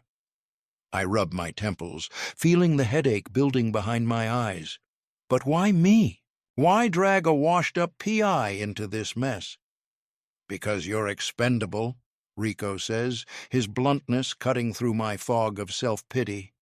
"Someone's cleaning house, and you're next on the list." The words hit me like a sucker punch. I've been played, set up as the fall guy in a game I didn't even know I was playing. The Miami heat suddenly feels oppressive, closing in around me like a vice. "What's my play here, Rico?" I ask, hating the desperation creeping into my voice. He leans forward, his gold chain glinting in the dim light. "You got two options, Hunt. Walk away now, pretend you never saw this, or, I prompt, knowing I won't like the answer.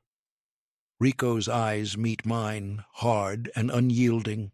"Or you dig deeper, find out what they're really after. But I'm warning you, this ain't no simple case of marital infidelity anymore. You keep going, there's no turning back." I stare at the scattered files, at the faces of people I thought I understood. The fan whirs overhead, stirring the humid air but offering no relief. I've got a choice to make, and the clock's ticking. Rico's footsteps fade down the hallway, leaving me alone with the weight of his words. I pause, feeling the stillness of the office settle around me like a shroud.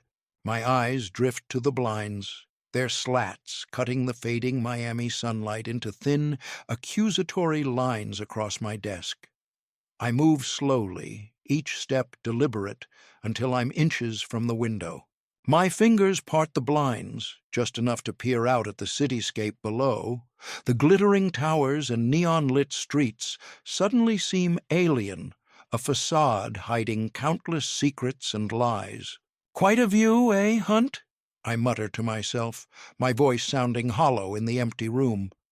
"All those people out there, living their lives. How many of them are pawns in someone else's game?" The humidity seeps through the cracks, clinging to my skin like a constant reminder of the mess I'm in.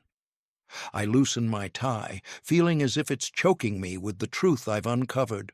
My gaze falls on the reflection in the glass, a weathered face, lines etched deep by years of cynicism and hard-learned lessons. I hardly recognize myself anymore. "I thought I was hired to catch a cheater," I say aloud, the words hanging in the air like a confession. Turns out I was the only one who didn't know I was being used. Everyone knew. But me. The city lights flicker, as if laughing at my naivety. I've been a detective for decades, prided myself on seeing through lies and deception. Yet here I am, played like a novice in a high-stakes game I didn't even know existed. I turn back to my desk, eyeing the scattered evidence of my own ignorance. The pawn shop receipt, Vanessa's carefully crafted lies, Daniel's too-perfect smile hiding a web of deceit.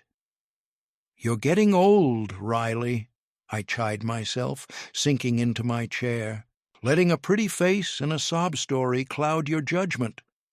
But even as I berate myself, my mind is racing, piecing together the fragments of this elaborate con. The missing ring, the DEA connection, the years of planning that must have gone into this scheme. I reach for my notebook, flipping to a fresh page. My pen hovers over the paper, ready to chart out this twisted plot. But I hesitate, Rico's warning echoing in my ears. "You're in too deep already, old man," I mutter, tapping the pen against the desk. "Might as well see it through." With a deep breath, I start writing, connecting the dots that have been right in front of me all along. Whatever this is, whatever they're after, I'm going to unravel it, even if it's the last case I ever take. The night settles in around me, long and full of shadows, but for the first time in days, I feel a spark of purpose. They may have used me, but this game isn't over yet. Not by a long shot. My hand moves to the bottom drawer of my desk, fingers brushing against the cool metal of my backup piece. The weight of it is familiar, comforting in its grim way. I pull it out slowly, feeling every ounce. "Didn't think I'd be needing you again so soon, old friend," I murmur, checking the chamber with practiced ease. The gun gleams dully in the low light, a stark reminder of how quickly this case has spiraled. I load it methodically, each click of the bullets sliding home like a countdown to something I can't quite see yet. "What's your play here, Hunt?" I ask myself, staring at the loaded weapon. "You're not a cop anymore. This isn't your fight." But even as I think it, I know it's a lie. I'm in too deep now, tangled in a web of DEA agents, missing heirlooms, and a marriage that was nothing but an elaborate con. My gut twists, a mixture of anger and something darker, the thrill of the hunt. I holster the gun, its weight a grim promise against my side. The office feels suddenly claustrophobic, the walls closing in with secrets and half-truths. "Time to face the music," I mutter, reaching for my jacket. "Whatever comes next, I'll meet it head-on. That's always been my way." As I move towards the door, I catch a glimpse of myself in the grimy mirror, a weathered man with too many miles on the odometer and not enough sense to know when to quit. But there's a glint in my eye that I haven't seen in years. The case may have started as a lie, but I'll be damned if I don't see it through to the bitter end. I flick off the lights, plunging the office into darkness. It's time to step back into the humid Miami night and face whatever's waiting for me out there. Fade to black. The city never sleeps, but tonight, neither do I. Miami's neon heartbeat pulses through the dirty blinds of my office, casting long shadows across the floor. The ceiling fan spins lazily, each rotation a metronome counting down the hours until dawn. I've been staring at the same water stain on the ceiling for what feels like days, my mind a labyrinth of dead ends and half-truths. I shift on the lumpy couch, the springs groaning in protest. The leather is cracked and peeling, much like the facade of this case I've been chasing. My jacket lies discarded on the floor, a shapeless heap of fabric and too many pockets. I can't remember the last time I took it off. The fan drowns out the city's nocturnal symphony, its steady drone a poor substitute for the silence I crave. But silence is a luxury I can't afford right now. Silence means vulnerability, and vulnerability gets you killed in this town. I close my eyes, but sleep eludes me. The pieces of the puzzle dance behind my eyelids, a twisted kaleidoscope of betrayal and deceit. I've been played, that much is clear, but by whom? And to what end? My fingers twitch, muscle memory reaching for a cigarette that isn't there. I quit years ago, but nights like these make me wonder why I bothered. What's a little lung cancer compared to the cancer of corruption eating away at this city? I sit up, swinging my legs off the couch. The floorboards creak under my weight, a testament to the building's age and my own weariness. I make my way to the desk, each step a deliberate act of will. The case file lies open, a Pandora's box of half-truths and misdirections. I've been over it 100 times, but something's changed. I have. The pieces are the same, but the picture they form is different now. "You're getting too old for this, Hunt," I mutter to myself, voice rough from disuse. The words hang in the air, a challenge and a lament. I've been in this game too long, seen too much, but I can't walk away. Not now. Not when I'm so close to the truth. I lean back in my chair, the leather creaking like arthritic joints. The city sprawls beyond my window, a glittering tapestry of light and shadow. Somewhere out there, answers are waiting, and I'm going to find them, even if it kills me, which, given the players involved, is a distinct possibility. I reach for my notebook, the pages dog-eared and coffee-stained. My scrawled notes stare back at me, a coded message only I can decipher. Names, dates, connections, the skeleton of a conspiracy laid bare. The truth is there, hidden between the lines. I can feel it, taste it. It's bitter and sharp, like cheap whiskey and broken dreams. I flip to a fresh page, pen poised. It's time to connect the dots, to follow the thread of lies to its source, no matter where it leads. "All right, you bastards," I growl, more to myself than anyone else. "Let's dance." The night stretches on, a silent witness to my vigil. But I'm no longer adrift in its darkness. I have purpose now, a burning need to see this through to the bitter end. Because in a world of shadows and lies, sometimes the truth is the only light we have left. The first rays of dawn creep through the blinds, painting stripes across my face. My eyes snap open, instantly alert.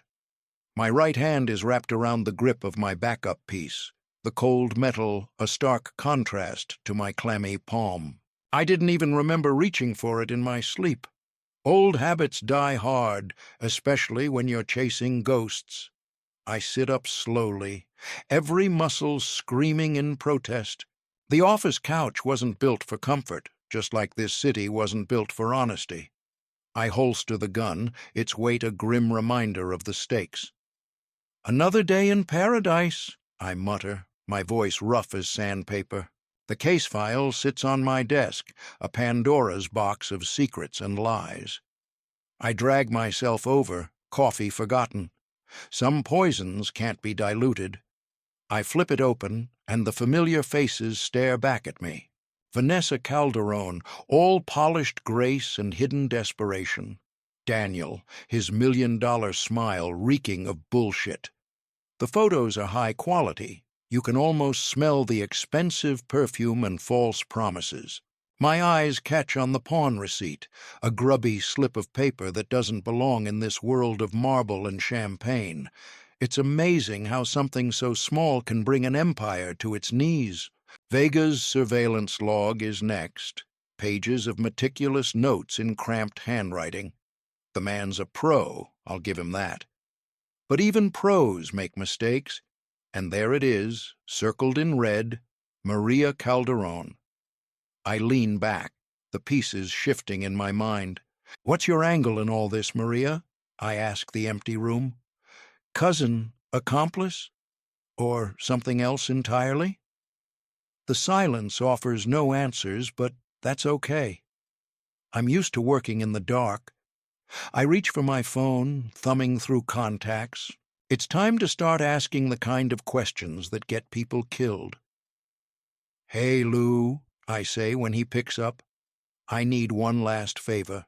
Lou's voice crackles through the line, thick with sleep and irritation. "Hunt, do you know what time it is?" "Time for answers," I reply, my eyes fixed on the circled name. "You ever hear Vega and Maria mentioned together? In any professional capacity?" There's a long pause. Too long.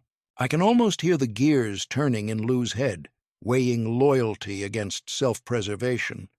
Finally, he sighs. "She's not just his cousin, Hunt. Word is, she used to run interference for him. When ops got messy." I let out a slow breath. "Thanks, Lou, I owe you." "Yeah, you do. And Hunt, watch your back." The line goes dead, and I'm left with the weight of revelation pressing down on me. I stare at the scattered evidence, seeing it with new eyes. The glittering engagement ring in the pawn shop photo, Vanessa's tearful plea for help, Daniel's two smooth alibis. It hits me like a sucker punch to the gut. "Jesus," I mutter, rubbing my temples. It was all a setup. The marriage, the ring, the whole damn case. It was a carefully orchestrated dance.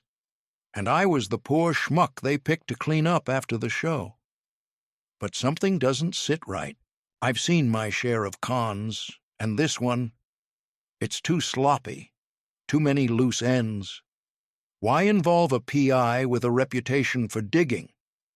I lean back in my chair, the cheap leather creaking under my weight. "Why me?" I ask the empty office. What made you think I'd play along?" The question hangs in the air, unanswered, but I can feel the pieces starting to shift, a new picture forming in the shadows of this neon-lit city. I light a cigarette, the flame from my old Zippo briefly illuminating the dark corners of the office. The smoke curls lazily in the air, mirroring the twisted path of my thoughts. "Unless," I mutter, tapping ash into a half-empty coffee mug. Unless they thought I wouldn't dig. The realization settles like lead in my gut. They pegged me for a washed-up has-been, content to take the easy money. Look, report, walk away. Simple as that. I snort, a humorless sound in the quiet room. Guess they didn't do their homework. Rising from my chair, I move to the window, pushing aside the dusty blinds. Miami's skyline glitters in the distance, a facade of luxury hiding the rot beneath. It's a city built on secrets and lies, and I've spent my career peeling back those layers. What they didn't count on, I say to my reflection in the smudged glass, was that I still cared. The words taste bitter on my tongue. Caring's a liability in this business, a weakness that can get you killed. But it's also what separates the truth seekers from the paycheck chasers. I turn back to my desk, eyeing the mess of papers and photos. Vanessa's face stares up at me from a glossy 8x10, her eyes holding a desperation I should have recognized sooner. "All right, Mrs. Calderon," I mutter, stubbing out my cigarette. "Let's see what else you and your friends are hiding." I reach for my coat, feeling the reassuring weight of my gun in its holster. Miami's secrets won't stay buried for long.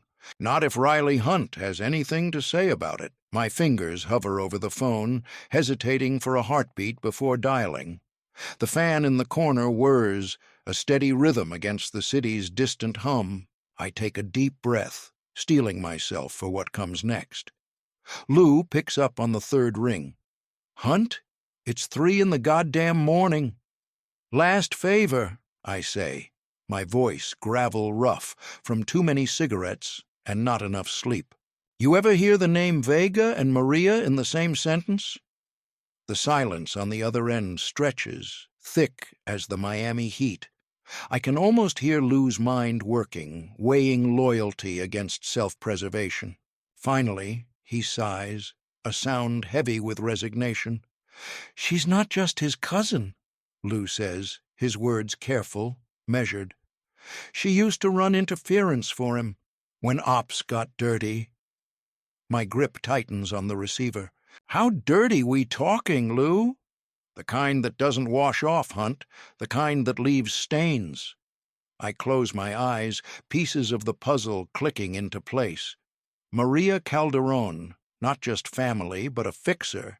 Someone who knew how to make problems disappear. And now she was tangled up in this mess with Vanessa and Daniel. "Thanks, Lou," I say, the words tasting like ash. "I owe you one." "No, you don't," he replies, his voice suddenly tired. "Just watch your back, Riley. This ain't Arizona anymore."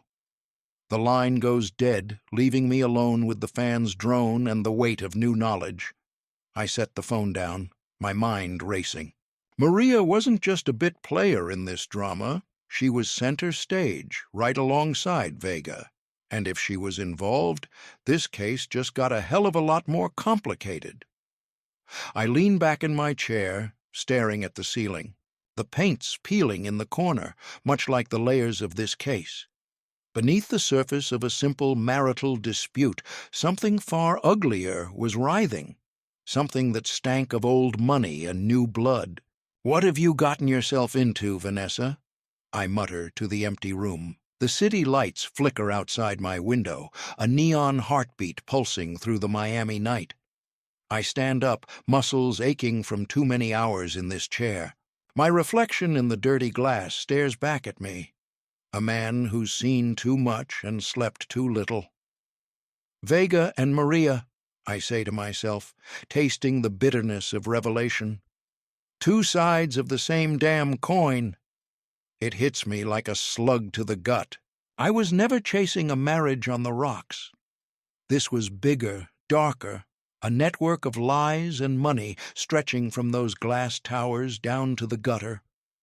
I turn back to my desk, eyeing the mess of papers and photos. Vanessa's face stares up at me from a glossy 8x10, her eyes holding secrets I'm only now beginning to understand. "You knew," I mutter to her image. You always knew. My hands move on autopilot, gathering what I need. The familiar weight of my recorder settles into my jacket pocket. Next comes the camera. Old, reliable, ready to capture whatever ugly truths are waiting out there. Last, I reach for my weapon. The grip is cool against my palm, a grim reminder that this isn't just about finding facts anymore. This is about survival. Not for show, I remind myself, checking the clip. For protection. As I holster the gun, a knock at my office door nearly makes me jump out of my skin. "Who's there?" I call out, tension coiling in my gut. "Delivery for Hunt," a muffled voice replies.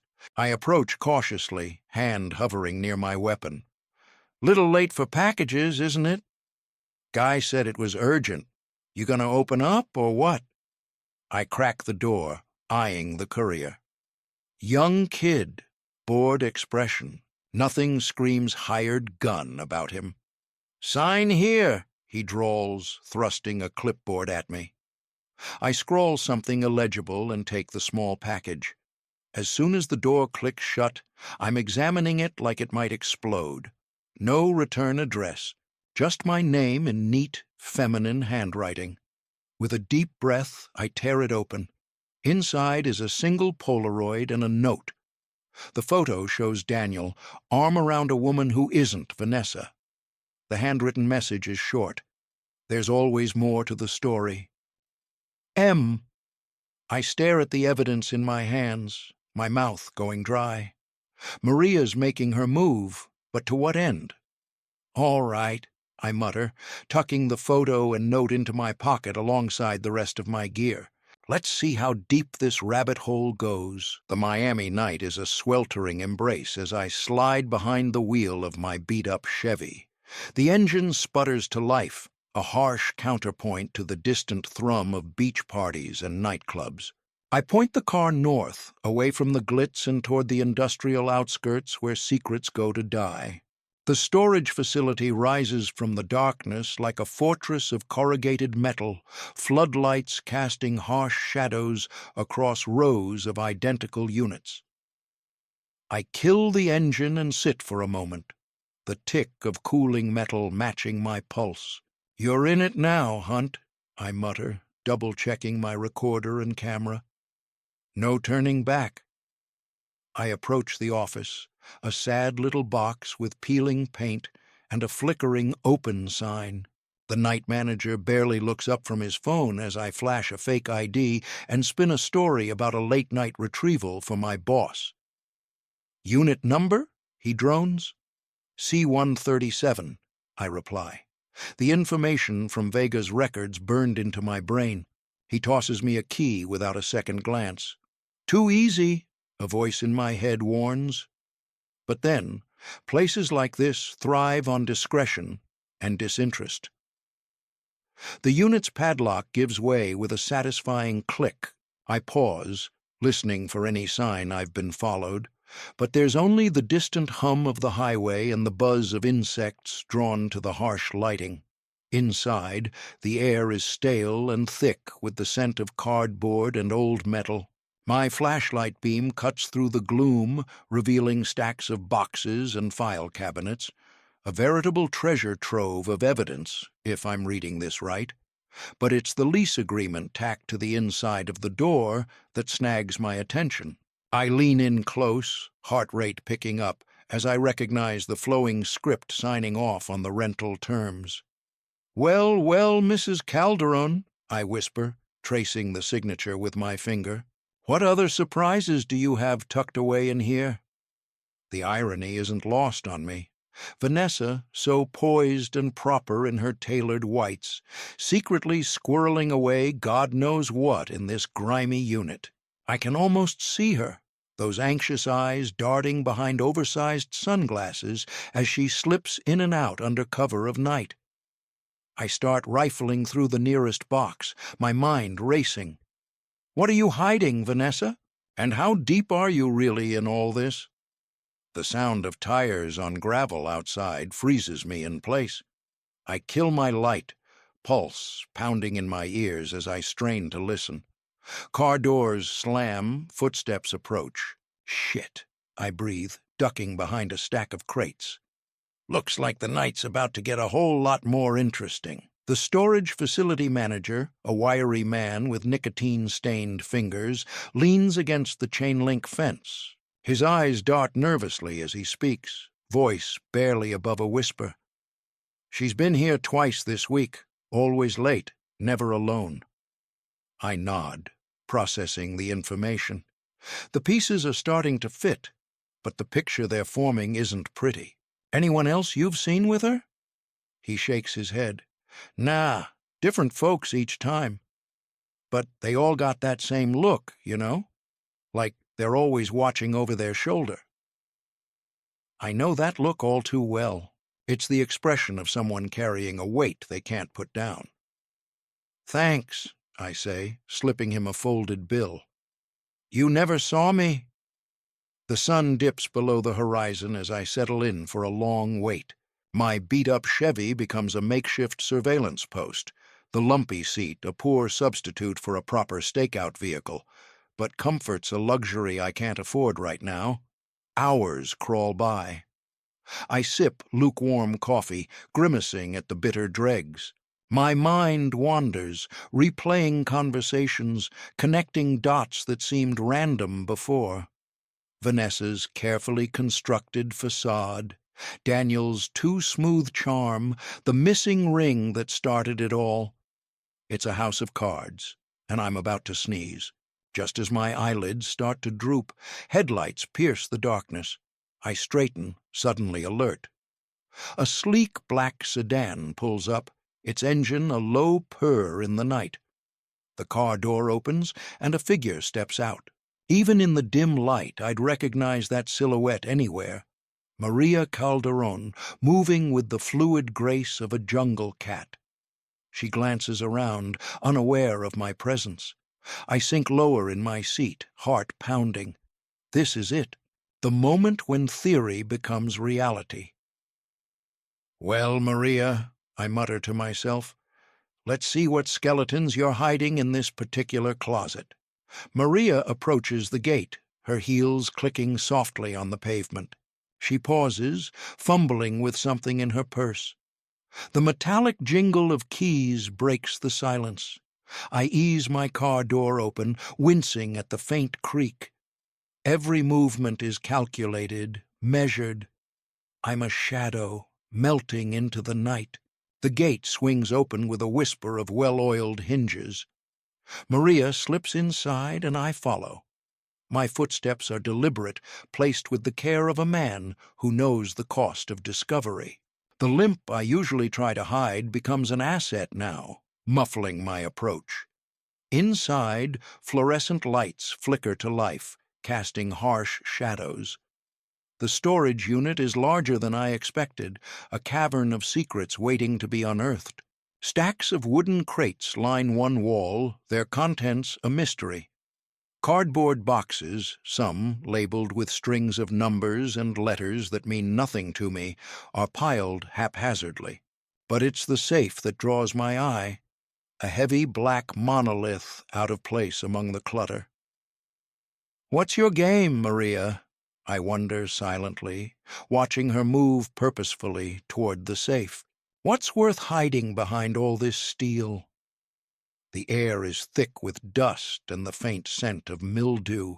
It clings to my throat, a physical reminder of how deep I've waded into this mess. But there's no turning back now.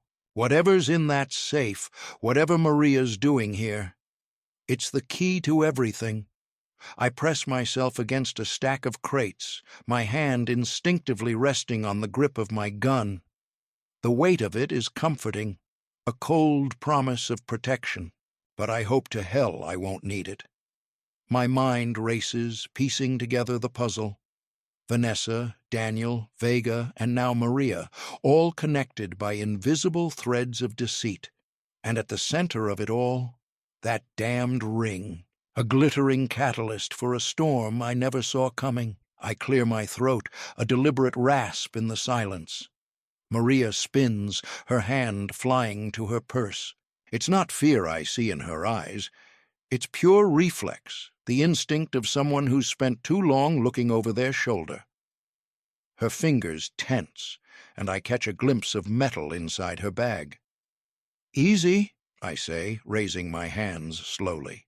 My voice is steady, but my heart's pounding like a jazz drum solo.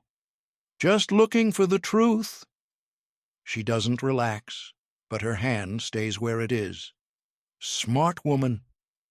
We both know the dance we're about to do, a tango of half-truths and loaded silences. "Truth," Maria echoes, her voice sharp as broken glass. "That's a dangerous thing to look for in this city, Mr. Hunt." I can't help but let out a dry chuckle. Danger's my middle name, right after poor life choices. Her eyes narrow, assessing me. I can almost see the gears turning behind those dark irises, weighing her options. Fight or flight, lie or confess. "You shouldn't be here," she finally says, but there's a hint of resignation in her tone. "Neither should you," I counter, taking a careful step forward. "But here we are, surrounded by other people's secrets. Care to share?" The tension in the air is thick enough to cut with a knife. I'm acutely aware of every sound, the hum of distant traffic, the soft whisper of our breathing, the faint creak of the storage unit's metal walls as they expand in the Miami heat. Maria's shoulders slump, just a fraction. She lowers her purse, but I don't miss how her fingers linger near the zipper. "Too late for truth," she says, voice heavy with something that might be regret. I lean against a nearby crate, keeping my posture loose, non-threatening. "It's never too late," I say, though part of me wonders if I still believe that. "Why don't we start with the ring?" Her eyes flick to mine, sharp and assessing. For a moment I think she might bolt, but then she speaks. "The ring was leverage," she admits, each word precise and careful. "Vanessa wanted her life back. Vega didn't want her to have it." My mind races, piecing together the implications. Vanessa, trapped in a gilded cage of her own making. Vega, pulling strings I couldn't even see. And here was Maria, caught in the middle of it all. "Tell me more," I prod gently, even as my gut twists. "How deep does this rabbit hole go?" Maria's laugh is bitter, like day-old coffee. "What's to tell? A story as old as time, money, power, control. Vanessa thought she was escaping one prison, only to find herself in another." I nod, processing. The weight of unsaid things hangs heavy between us. "And where do you fit in all this?" I ask, watching her face carefully. She meets my gaze, unflinching. "I'm just trying to survive, Mr. Hunt. Same as anyone in this God-forsaken city. I can't help but wonder how many bodies are buried beneath Miami's glittering facade, how many lives ruined in the pursuit of wealth and power. And here I am, a moth drawn to the flame, unable to look away. The storage unit feels like it's closing in, the humid air thick with secrets and half-truths. I lean against a stack of crates, my shirt already sticking to my back. Maria's eyes dart to the exit, then back to me. She's a caged animal, ready to bolt at the first sign of danger. I take a deep breath, steeling myself for the question I've been dreading to ask. Was Daniel part of it? The name hangs in the air between us, heavy and loaded. I watch Maria's face, searching for any flicker of emotion. She's good, I'll give her that. But even the best have their tells. She hesitates, just for a moment. It's brief, but in that heartbeat, I see a flash of something in her eyes. Pity? Regret? It's gone before I can pin it down. "He was the only one who didn't know," she finally says, her voice barely above a whisper. I feel my jaw clench. "Daniel Calderon, The charming bartender turned entrepreneur, the man with the $1 million smile and secrets tucked away in every pocket. I'd pegged him as the mastermind, the puppet master pulling all the strings. But this changes everything. Didn't know what exactly? I press, trying to keep my voice level. Maria's laugh is hollow, echoing off the metal walls. Everything, Mr. Hunt. The ring, the setup, Vanessa's past. He was just another pawn in Vega's game. I close my eyes, letting the implications wash over me. Daniel, the unwitting player in a scheme larger than he could have imagined. It almost makes me feel sorry for the guy. Almost. How deep does this go? I murmur, more to myself than to Maria. She doesn't answer, but her silence speaks volumes. In this city of luxury and lies, even the innocent aren't truly clean. We're all tainted by the rot that seeps through the cracks of Miami's glittering facade. Maria's hand dips into her purse, movements slow and deliberate. I tense, old instincts kicking in, but she pulls out a small USB drive. It catches the dim light, looking far too innocuous for the weight it carries. "Insurance," she says, holding it out to me. Her nails are perfectly manicured at odds with the gravity in her voice. Names, transactions, everything Vega tried to bury. I take the drive, its plastic casing warm from her grip. It's lighter than I expected, barely heavier than a paperclip. Hard to believe something so small could topple empires. "Why give this to me?" I ask, studying her face. The storage unit suddenly feels too small, too close. The air is thick with unspoken truths and the faint scent of her expensive perfume. Maria's eyes meet mine, unflinching. There's a weariness there, the kind that comes from carrying secrets for far too long.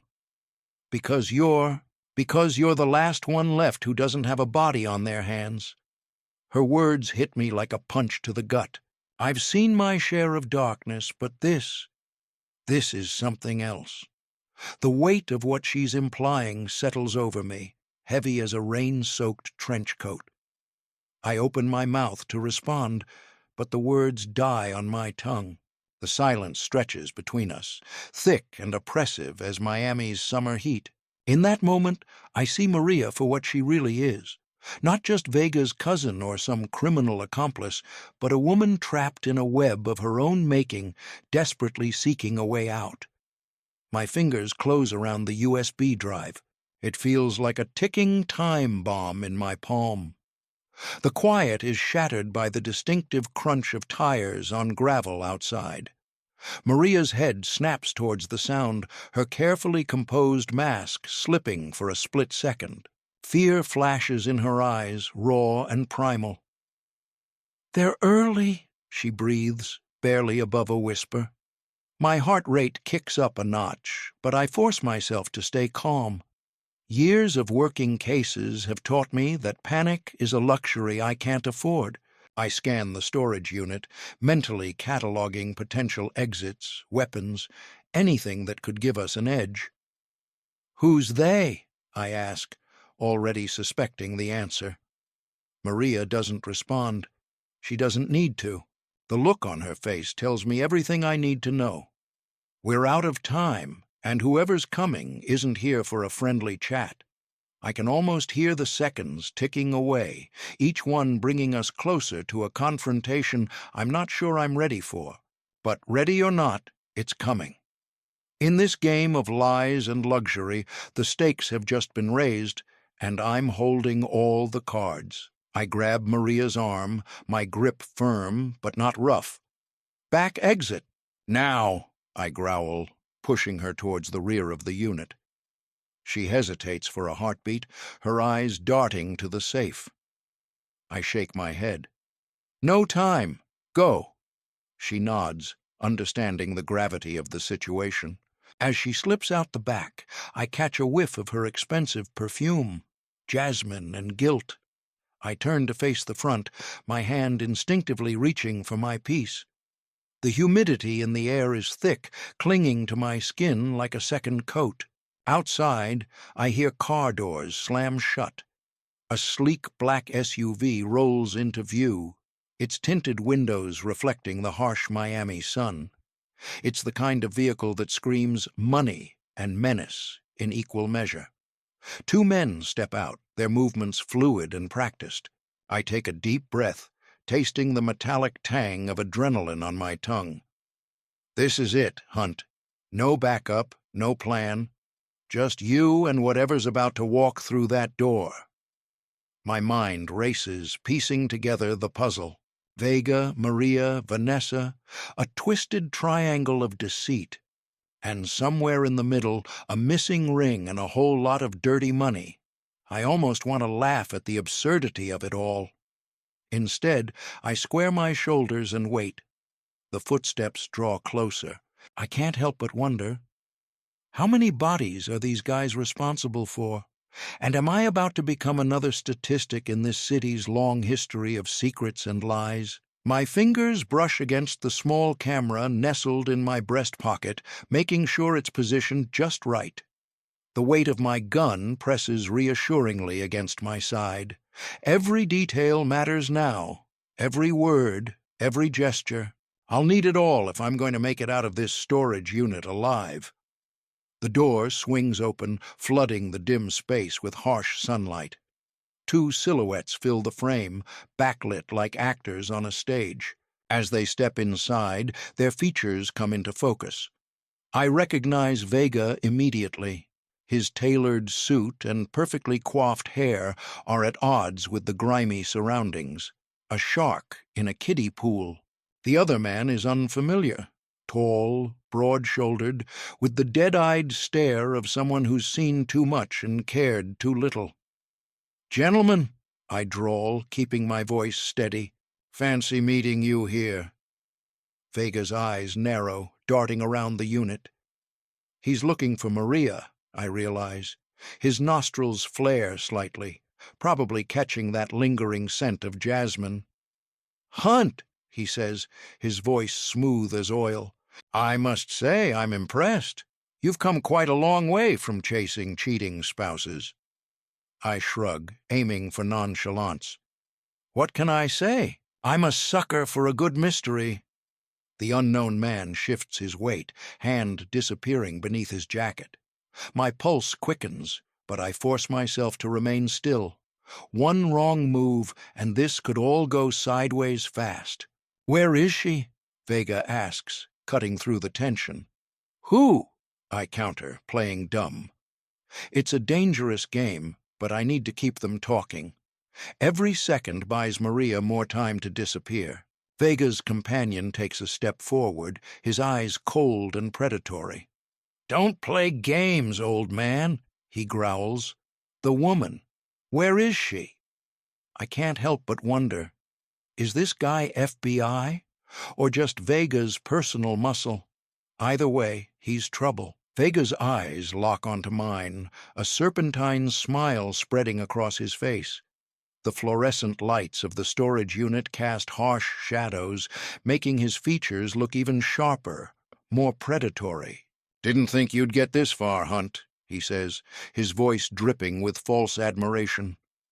I feel the weight of the camera in my breast pocket, the subtle pressure of the gun at my side. Every nerve is on high alert, but I force myself to stay calm, to keep my face a mask of indifference. "You underestimated the wrong guy," I reply, my tone as dry as the Mojave. "Again?" The words hang in the air between us, heavy with implication. I can see the calculations running behind Vega's eyes, weighing his options, trying to figure out just how much I know. My mind races, cataloging every detail. The slight twitch in Vega's left eye, the way his companion's hand keeps drifting towards his waistband, the faint smell of cigars and expensive cologne that clings to them both. I've stepped into the lion's den, and now I'm dancing with the devil. But for once, I'm not here to clean up someone else's mess. I'm here to make things right. Vega steps forward, his polished shoes clicking on the concrete floor. The sound echoes in the cavernous space, a metronome marking the tension between us. His smile never wavers, but there's a new glint in his eye, something between amusement and threat. "We don't have to end this badly," he says, spreading his hands in a gesture of false magnanimity. I feel my finger twitch against the camera's record button, making sure it's still running. Every word, every movement is being captured. Evidence, insurance, maybe even a confession if I play this right. "You already did," I reply, my voice low and steady. I can taste the bitterness of those words, the weight of all the lies and manipulation that led us here. My mind flashes to Vanessa, to Daniel, to Maria, pawns in Vega's game, to the missing ring, a symbol of love turned into a tool of leverage, to the web of deceit I've been untangling, thread by treacherous thread. Vega's companion shifts, his hand inching closer to what I'm sure is a concealed weapon.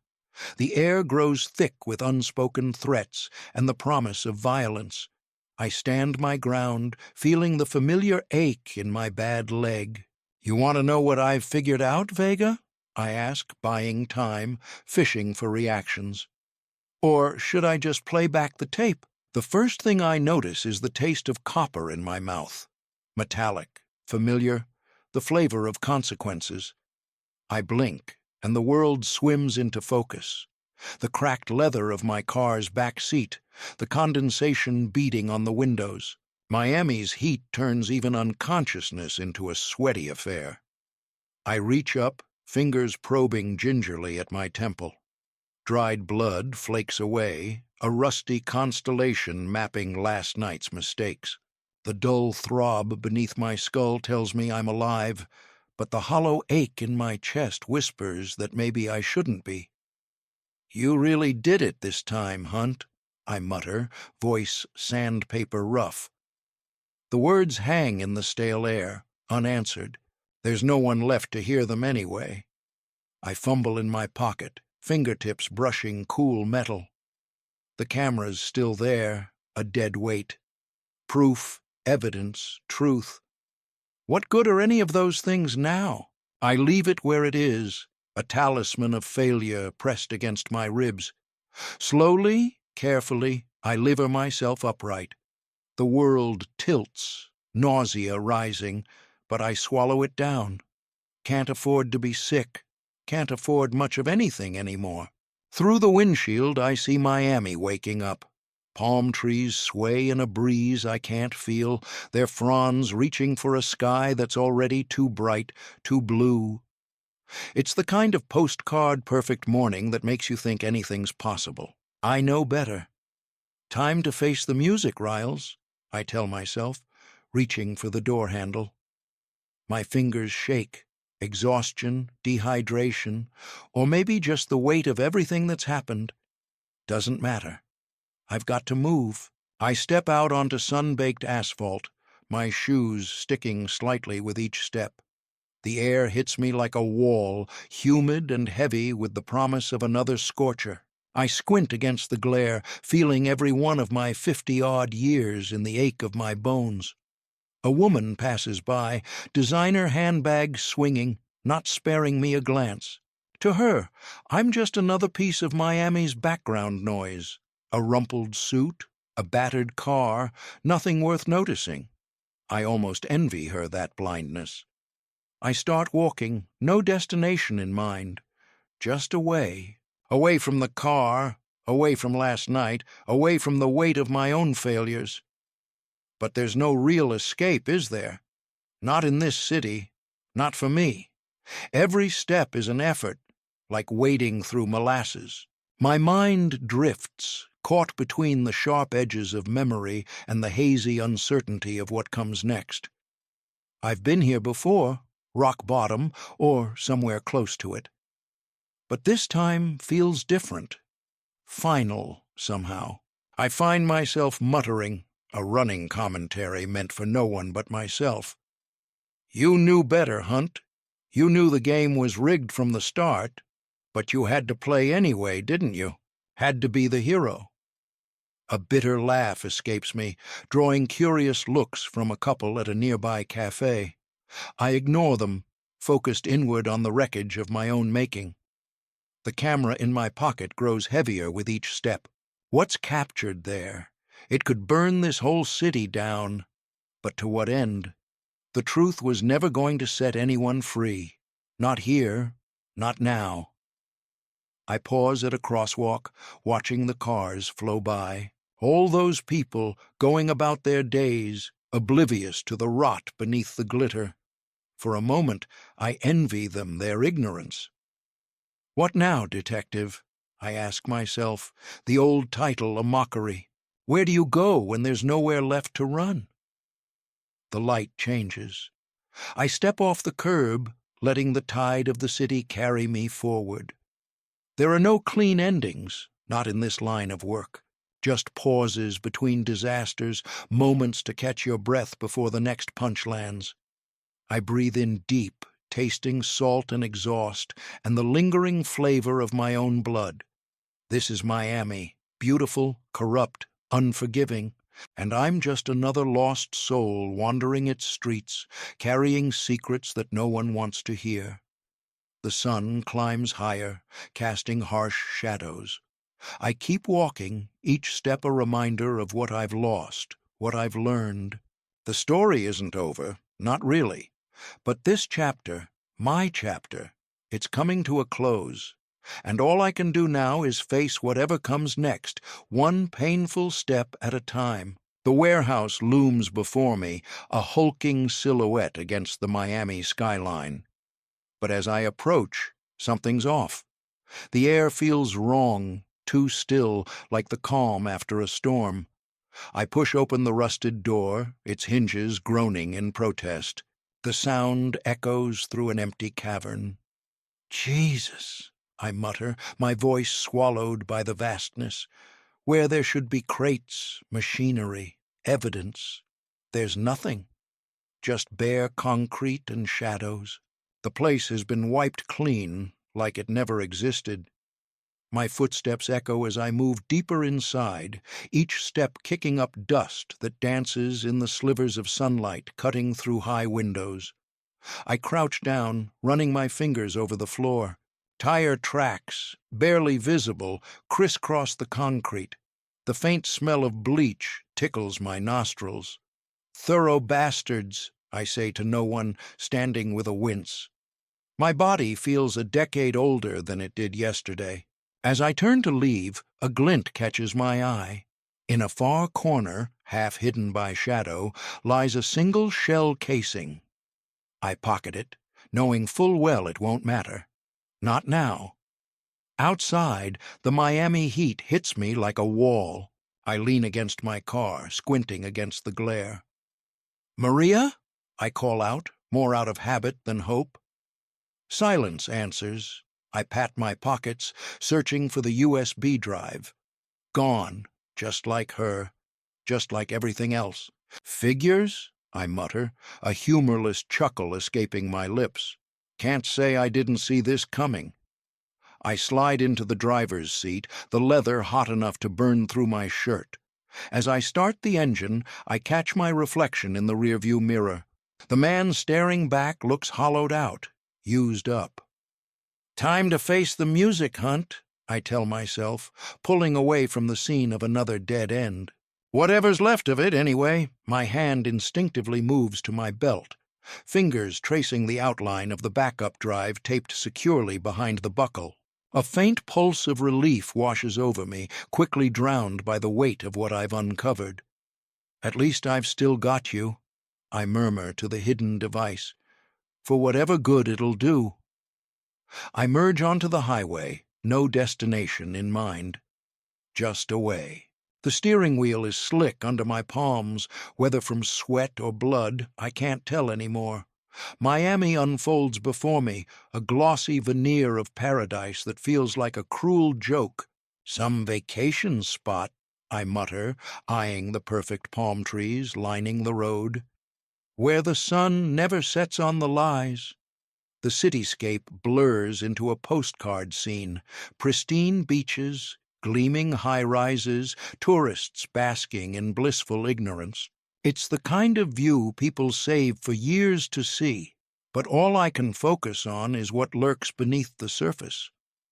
My mind drifts to Vanessa, her perfectly manicured facade cracking under the weight of her suspicions.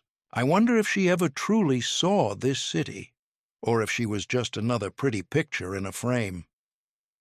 "Did you know Vanessa?" I asked the empty passenger seat. "Or were you just another mark in their game?" The question hangs in the air, unanswered, just like all the others. The neon sign of a gas station flickers in the distance, a beacon in the gathering dusk. I pull in, my hands shaking slightly as I cut the engine. The silence feels oppressive. I stumble out of the car, legs stiff from hours of driving. The humid air hits me like a wall, sticky and suffocating. I make my way to the restroom, each step a reminder of the night's events. Inside, the fluorescent light buzzes like an angry insect. I turn on the faucet, watching as pink-tinged water swirls down the drain. My reflection in the cracked mirror is a stranger's. Bloodshot eyes, a nasty gash on my temple, stubble peppered with grime. I can't hold my own gaze for more than a heartbeat. "Jesus, Hunt," I mutter, "you've looked better after bar fights." Splashing water on my face, I try to wash away more than just the blood and sweat. But some stains don't come off so easy. Back in the store, a tiny TV mounted above the register catches my eye. The news anchor's voice cuts through the hum of the refrigerators. Breaking news of a robbery at a federal facility. Officials are tight-lipped, but sources say nothing was taken. No suspects have been named, and the motive remains unclear. I freeze, my hand halfway to grabbing a bottle of cheap whiskey. The cashier, a kid barely out of his teens, notices my reaction. "Crazy stuff, huh?" he says, nodding at the screen. "You'd think they'd have better security." I grunt non-committally, tossing a few bills on the counter. "Yeah, crazy," I reply, my voice rougher than I intended. "Makes you wonder what they're not telling us." As I head back to my car, the weight of the USB drive seems to burn against my skin. "No suspects," they said. "No motive." I almost laugh. If only they knew how deep this rabbit hole goes. The payphone outside the gas station looks like it's seen better days, just like me. I fish out a crumpled card from my pocket and punch in Rico's number, praying he'll pick up. The line rings once, twice, 5 times. Nothing. "Come on, Rico," I mutter, the receiver cool against my feverish skin. "Where are you when I need you, old man?" Only silence answers. I slam the phone down, frustration bubbling up like acid in my throat. Rico's always been there, a cynical voice of reason in this mess. His absence now feels like another betrayal. I slide back into my car, the leather seat creaking beneath me. The drive to my office is a blur of neon signs and palm trees, Miami's glitz, a stark contrast to the darkness swirling inside me. When I reach my building, something's off. The air feels wrong, charged with an electricity that makes the hairs on my neck stand up. I take the stairs 2 at a time, my hand instinctively reaching for a gun that isn't there. The door to my office stands slightly ajar, a silent accusation. I push it open, and my stomach drops. "Christ," I breathe, taking in the carnage. My sanctuary has been violated. Papers litter the floor like fallen soldiers. File cabinets hang open, their guts spilled across the room. The acrid smell of burned documents lingers in the air, a funeral pyre for whatever secrets they held. I step inside, glass crunching under my shoes. My desk has been upended, the drawers pulled out and discarded. Even the ancient coffee maker lies in pieces, as if the intruders took personal offense to its existence. Someone wanted it all gone, I whisper, running a hand through my hair. Every lead, every scrap of evidence, erased. The weight of it all crashes down on me. I slump against the wall, sliding down until I'm sitting amidst the wreckage of my life's work. In this moment, I feel every bruise, every sleepless night, every betrayal of the past few days. "What the hell have you gotten yourself into, Hunt?" I ask the empty room, but like Rico's phone, there's no answer waiting for me. As I survey the wreckage, something catches my eye. Amidst the chaos, a crisp white square stands out on my upturned desk. I push myself to my feet, wincing at the protest from my battered body, and make my way over. It's a folded note, pristine against the destruction. My fingers tremble slightly as I unfold it, revealing 2 words in elegant script. "You tried." I stare at those words, feeling them burrow into my chest like bullets. No signature, no explanation needed. Just a final twist of the knife. "Damn right I tried," I mutter, crumpling the note in my fist. "And look where it got me." I stumble to the kitchenette, miraculously finding an unbroken bottle of scotch behind some fallen debris. The familiar burn as I take a swig is almost comforting. Almost. Settling into my battered chair, I fish out my tape recorder. It's seen better days, but it still works. Just like me, I suppose, I hit record, the soft click echoing in the silent room. "Final log," I say, my voice rough. "Case file, Calderon." Christ, where do I even start? I take another pull from the bottle, letting the smoke from a hastily lit cigarette curl around me. It's fitting, really. Everything about this case has been smoke and mirrors. "I was hired to find a missing ring," I continue, "but I should have known better. In this city, nothing's ever that simple, especially not when it involves people like the Calderons." I pause, remembering Vanessa's eyes, the desperation hidden behind designer sunglasses. Daniel's too-perfect smile, hiding God knows what. "I followed the breadcrumbs," I say into the recorder, each one leading me deeper into something I couldn't begin to understand. Federal facilities, hidden drives, warehouse shootouts. And for what? I laugh, a hollow sound that doesn't reach my eyes. The truth? Hell, I'm not even sure what that is anymore. The words come out before I can stop them, a realization that's been gnawing at me since this whole mess began. She was never the victim. Neither was he. I was just the lens. I click off the recorder, letting the silence of my ruined office wash over me. There's nothing left to say, nothing that matters, anyway. The diner's clock ticks away another minute. I've been here an hour, maybe more. Time blurs when you're waiting for ghosts. My reflection in the smudged window tells its own story. A week's worth of stubble, dark circles under eyes that have seen too much. And my hands, knuckles still raw and bruised from a fight I can barely remember.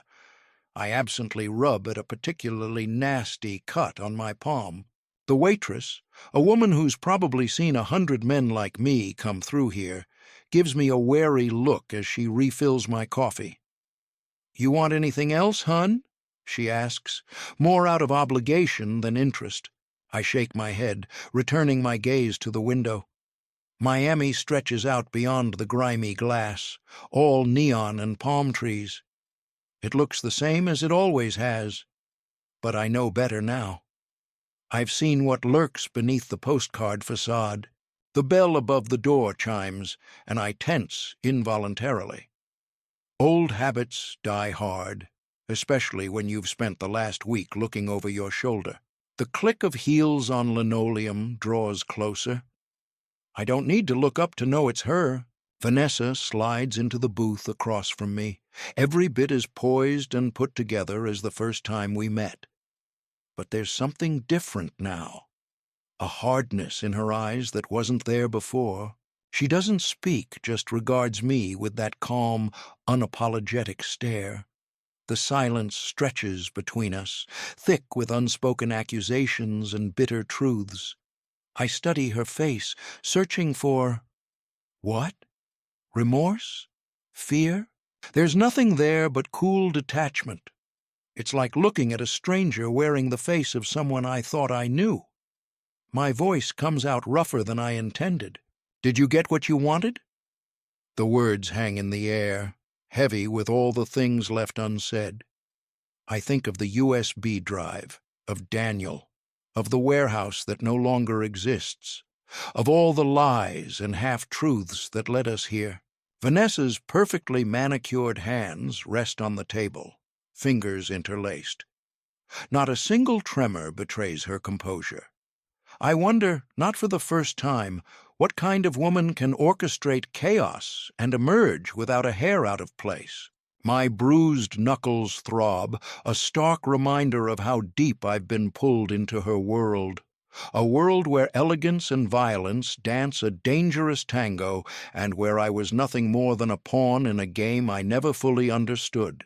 "Did you?" she replies, her voice low and smooth. The question hits me like a punch to the gut. Did I? What did I want when I took this case? The truth? Justice? Or was I just chasing ghosts, trying to prove I still had what it takes? I don't answer. Can't answer. My throat feels tight, constricted by all the words I can't bring myself to say. Outside, the Miami traffic hums, a constant reminder of a world that keeps moving, oblivious to the wreckage we've left in our wake. Inside the diner, there's just the soft clink of silverware against plates, the murmur of conversations that don't matter. I stare at the worn tabletop, tracing a scratch with my finger. The silence between us grows, a living thing with weight and presence. It's filled with unasked questions, with the ghosts of Daniel and Maria, with the acrid smell of burning files and the phantom weight of a camera that captured too much. Vanessa doesn't fidget, doesn't reach for her water glass. She just waits, patient as a spider in her web. I realize, with a sinking feeling, that she's always been the one in control. Even now, when it's all fallen apart, she's the one steering this conversation. My coffee has gone cold. I take a sip anyway, needing something to do with my hands. The bitter taste matches my mood perfectly. Vanessa's manicured hand slides across the table, pushing a plain manila envelope towards me. I eye it warily, like it might be rigged to explode. In this game we've been playing, anything's possible. Go ahead, she says, her voice steady. Open it. I hesitate, then reach for the envelope. My fingers, still bruised from God knows what happened in that warehouse, fumble with the flap. Inside, there's a single photograph. It's me, slumped in the back seat of my car, eyes closed, a thin trail of dried blood on my temple. The image is crisp, professional. Whoever took it knew what they were doing. Jesus, I mutter, a chill running down my spine despite the Miami heat seeping through the diner's windows. Vanessa leans forward slightly, her eyes never leaving my face. You were protected, she says, her tone almost gentle. That's all I could do. I look up from the photo, studying her. The polished mask she usually wears has slipped, just a fraction. For a moment, I see something like regret in her eyes. Protected? I echo, my voice rough. Is that what you call this? She doesn't flinch. You're alive, aren't you? In our world, Mr. Hunt, that counts for a lot. I want to argue, want to demand answers about the warehouse, about Maria, about the USB drive that vanished along with my memories of that night. But the fight's gone out of me. I'm just tired. Why show me this? I ask instead, tapping the photo. Because you deserve to know, Vanessa replies, and because I need you to understand. This was never just about Daniel or the ring or even the money. It was She trails off, searching for words. Bigger than that, I finish for her. She nods, a ghost of a smile touching her lips. I slip the photo back into the envelope, my mind racing. Protected. By whom? And from what? The questions pile up, but I know I won't get answers. Not today. Maybe not ever. The diner's ambient noise fades away as I focus on Vanessa's face, searching for any tell, any crack in her carefully constructed facade. My throat feels dry, and I take a sip of lukewarm coffee before asking the question that's been burning in my gut since I woke up in that car. Is Vega dead? Vanessa's eyes flicker, just for a moment. It's barely perceptible, but I've spent a lifetime reading people's micro-expressions. She knows something. Dead enough, she says, her voice steady but carrying a weight I can't quite decipher. I lean back in the vinyl booth, feeling the cracked leather against my spine.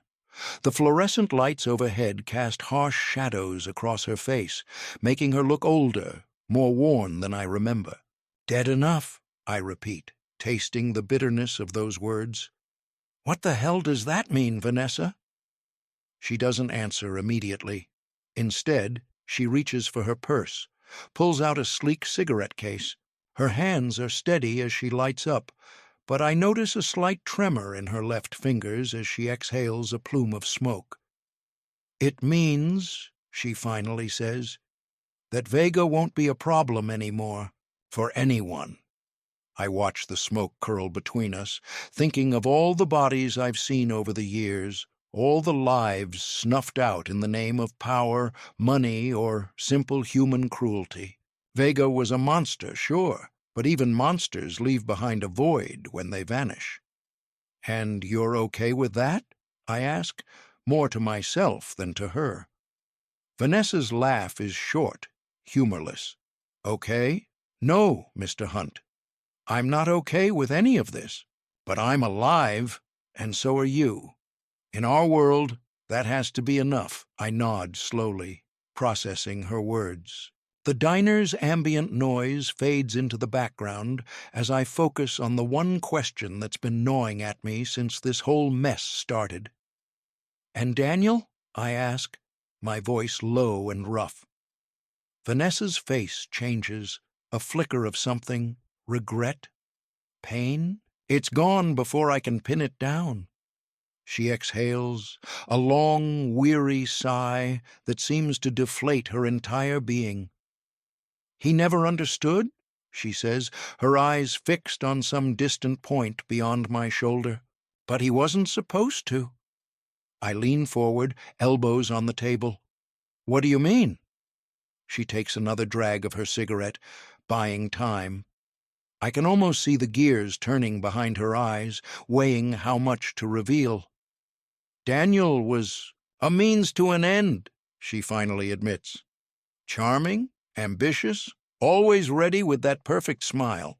He thought he was playing the game, but he never realized he was just another piece on the board. I think back to Daniel Calderon, his expensive watch, his 2 white teeth, the way he'd dodge questions with a laugh and a wink. I'd pegged him as a small-time con artist in over his head. Now, I'm not so sure. So he was just a patsy? I ask, feeling a twinge of something that might be pity. Vanessa shakes her head. No, not exactly. He had his own agenda, his own secrets. But in the grand scheme of things, she trails off, stubbing out her cigarette.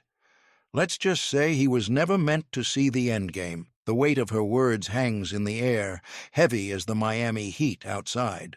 I let the silence stretch, watching her face for any flicker of emotion.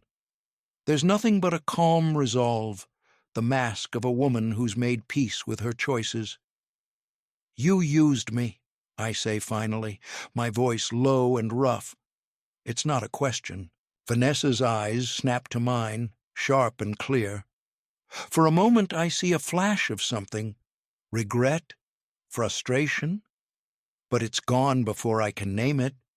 No, she says, leaning in slightly. I chose you. There's a difference, I snort, a harsh sound in the quiet diner. Semantics. You played me like a fiddle, led me down a rabbit hole of half-truths and misdirections. For what? She doesn't flinch at my accusation. Instead, she reaches across the table, her manicured fingers stopping just short of my bruised knuckles. I needed someone who could see the whole board, Riley. Someone who wouldn't back down, who'd keep digging even when the ground got shaky. Her voice is soft, almost gentle. You were never a pawn. You were the wild card. I want to believe her. Part of me, the part that's still raw and aching from everything I've seen and done, wants to lash out, to make her feel a fraction of the pain and confusion I'm drowning in. But as I look into her eyes, I see a reflection of my own weariness, my own scars. And what did that get me? I mutter, more to myself than to her. A ransacked office, a target on my back, and enough ghosts to fill a graveyard. I push my chair back, the legs scraping against the linoleum floor. The sound is jarring in the quiet diner, drawing a few curious glances from the other patrons. I don't care. My bones ache as I stand, feeling every one of my 50-plus years. Vanessa doesn't move, her eyes following me as I shrug on my beat-up jacket. The envelope she gave me feels heavy in the inside pocket, a weight I'm not sure I want to carry.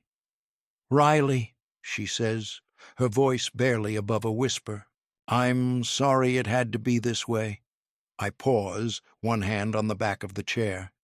"Yeah," I mumble, not looking at her. "Me too." The Miami heat hits me like a wall as I step outside. Sweat immediately beads on my forehead, and I squint against the glare of the sun on chrome and glass. I start walking, no destination in mind, just putting one foot in front of the other. My hand keeps drifting to the envelope in my pocket. I don't know what's in that photo, what moment of vulnerability Vanessa captured. Part of me wants to rip it open right here on the sidewalk. Another part wants to chuck it in the nearest trash can and forget this whole mess. I keep walking. 20 minutes later, I'm standing outside my office building. The familiar grimy windows and faded brass nameplate mock me with their normalcy. I take a deep breath and head up the stairs, each step feeling like I'm climbing a mountain. The door's unlocked. No need for forced entry when you have the right connections, I suppose. I push it open, and the sight hits me like a punch to the gut. Everything's gone. The filing cabinets, the ratty couch, the desk where I've spent countless nights hunched over case files. Even the water stains on the ceiling seem to have vanished. It's just an empty room now, smelling faintly of bleach and lost chances. I stand in the doorway, my shadow stretching across the bare floor. "Well," I mutter to no one in particular, "guess that's one way to avoid overdue rent." I shuffle across the empty room, the sound of my footsteps echoing off the bare walls. My old chair is still here, a small mercy in this sea of erasure. I lower myself into it, the familiar creak of worn leather, a stark contrast to the sterile emptiness surrounding me. From my jacket pocket, I pull out a battered laptop, the one thing they couldn't wipe clean. I flip it open, the screen's glow casting harsh shadows across my face. My fingers hover over the keys for a moment. There's no client waiting for this report, no check coming in the mail. This one's just for me, a record of all the things I couldn't say out loud. I start typing, each keystroke like a hammer fall in the silence. "Case file? The Calderon affair," I begin, then pause. The title feels hollow, inadequate. How do you sum up betrayal, manipulation, and the shattering of illusions in a few words? I lean back, running a hand over my face. The stubble rasps against my palm, reminding me how long it's been since I've looked in a mirror. "You know," I say aloud to the empty room, my voice rough, "there are no clean endings in this business. Just pauses. Just smoke fading in the dark, The words hang in the air, heavy with truth. I turn back to the screen, fingers poised over the keys. There's a story here, buried beneath the lies and the half-truths. It might not be pretty, but it's mine to tell. I take a deep breath, the faint scent of stale coffee and cigarettes lingering in the air. The words flow, not quite a confession, not quite an exorcism. Vanessa Calderon hired me to find a ring. What I found instead was a web of deceit stretching from Miami's glittering penthouses to its grimy underbelly. Daniel, the charming husband with secrets darker than the ocean at midnight. Maria, a ghost who slipped through my fingers like smoke. And Vanessa herself, a puppet master pulling strings I couldn't even see. My fingers pause, hovering over the keys. The weight of everything unsaid presses down on me, heavier than any gun I've ever carried. I was just the lens, I mutter, shaking my head, focusing on all the wrong details. I reach for the glass beside me, bourbon glinting amber in the dim light. It burns going down, a familiar ache that doesn't quite dull the edges of memory. The cursor blinks, patient and unforgiving. I set the glass down with a soft clink and continue typing.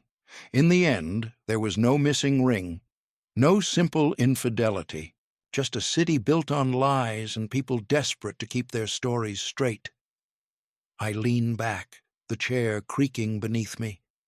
The truth of it all settles in my chest, a dull ache that I know won't fade any time soon. The truth was never the point, I type, the words appearing on the screen with a finality that echoes in the empty room. The story was.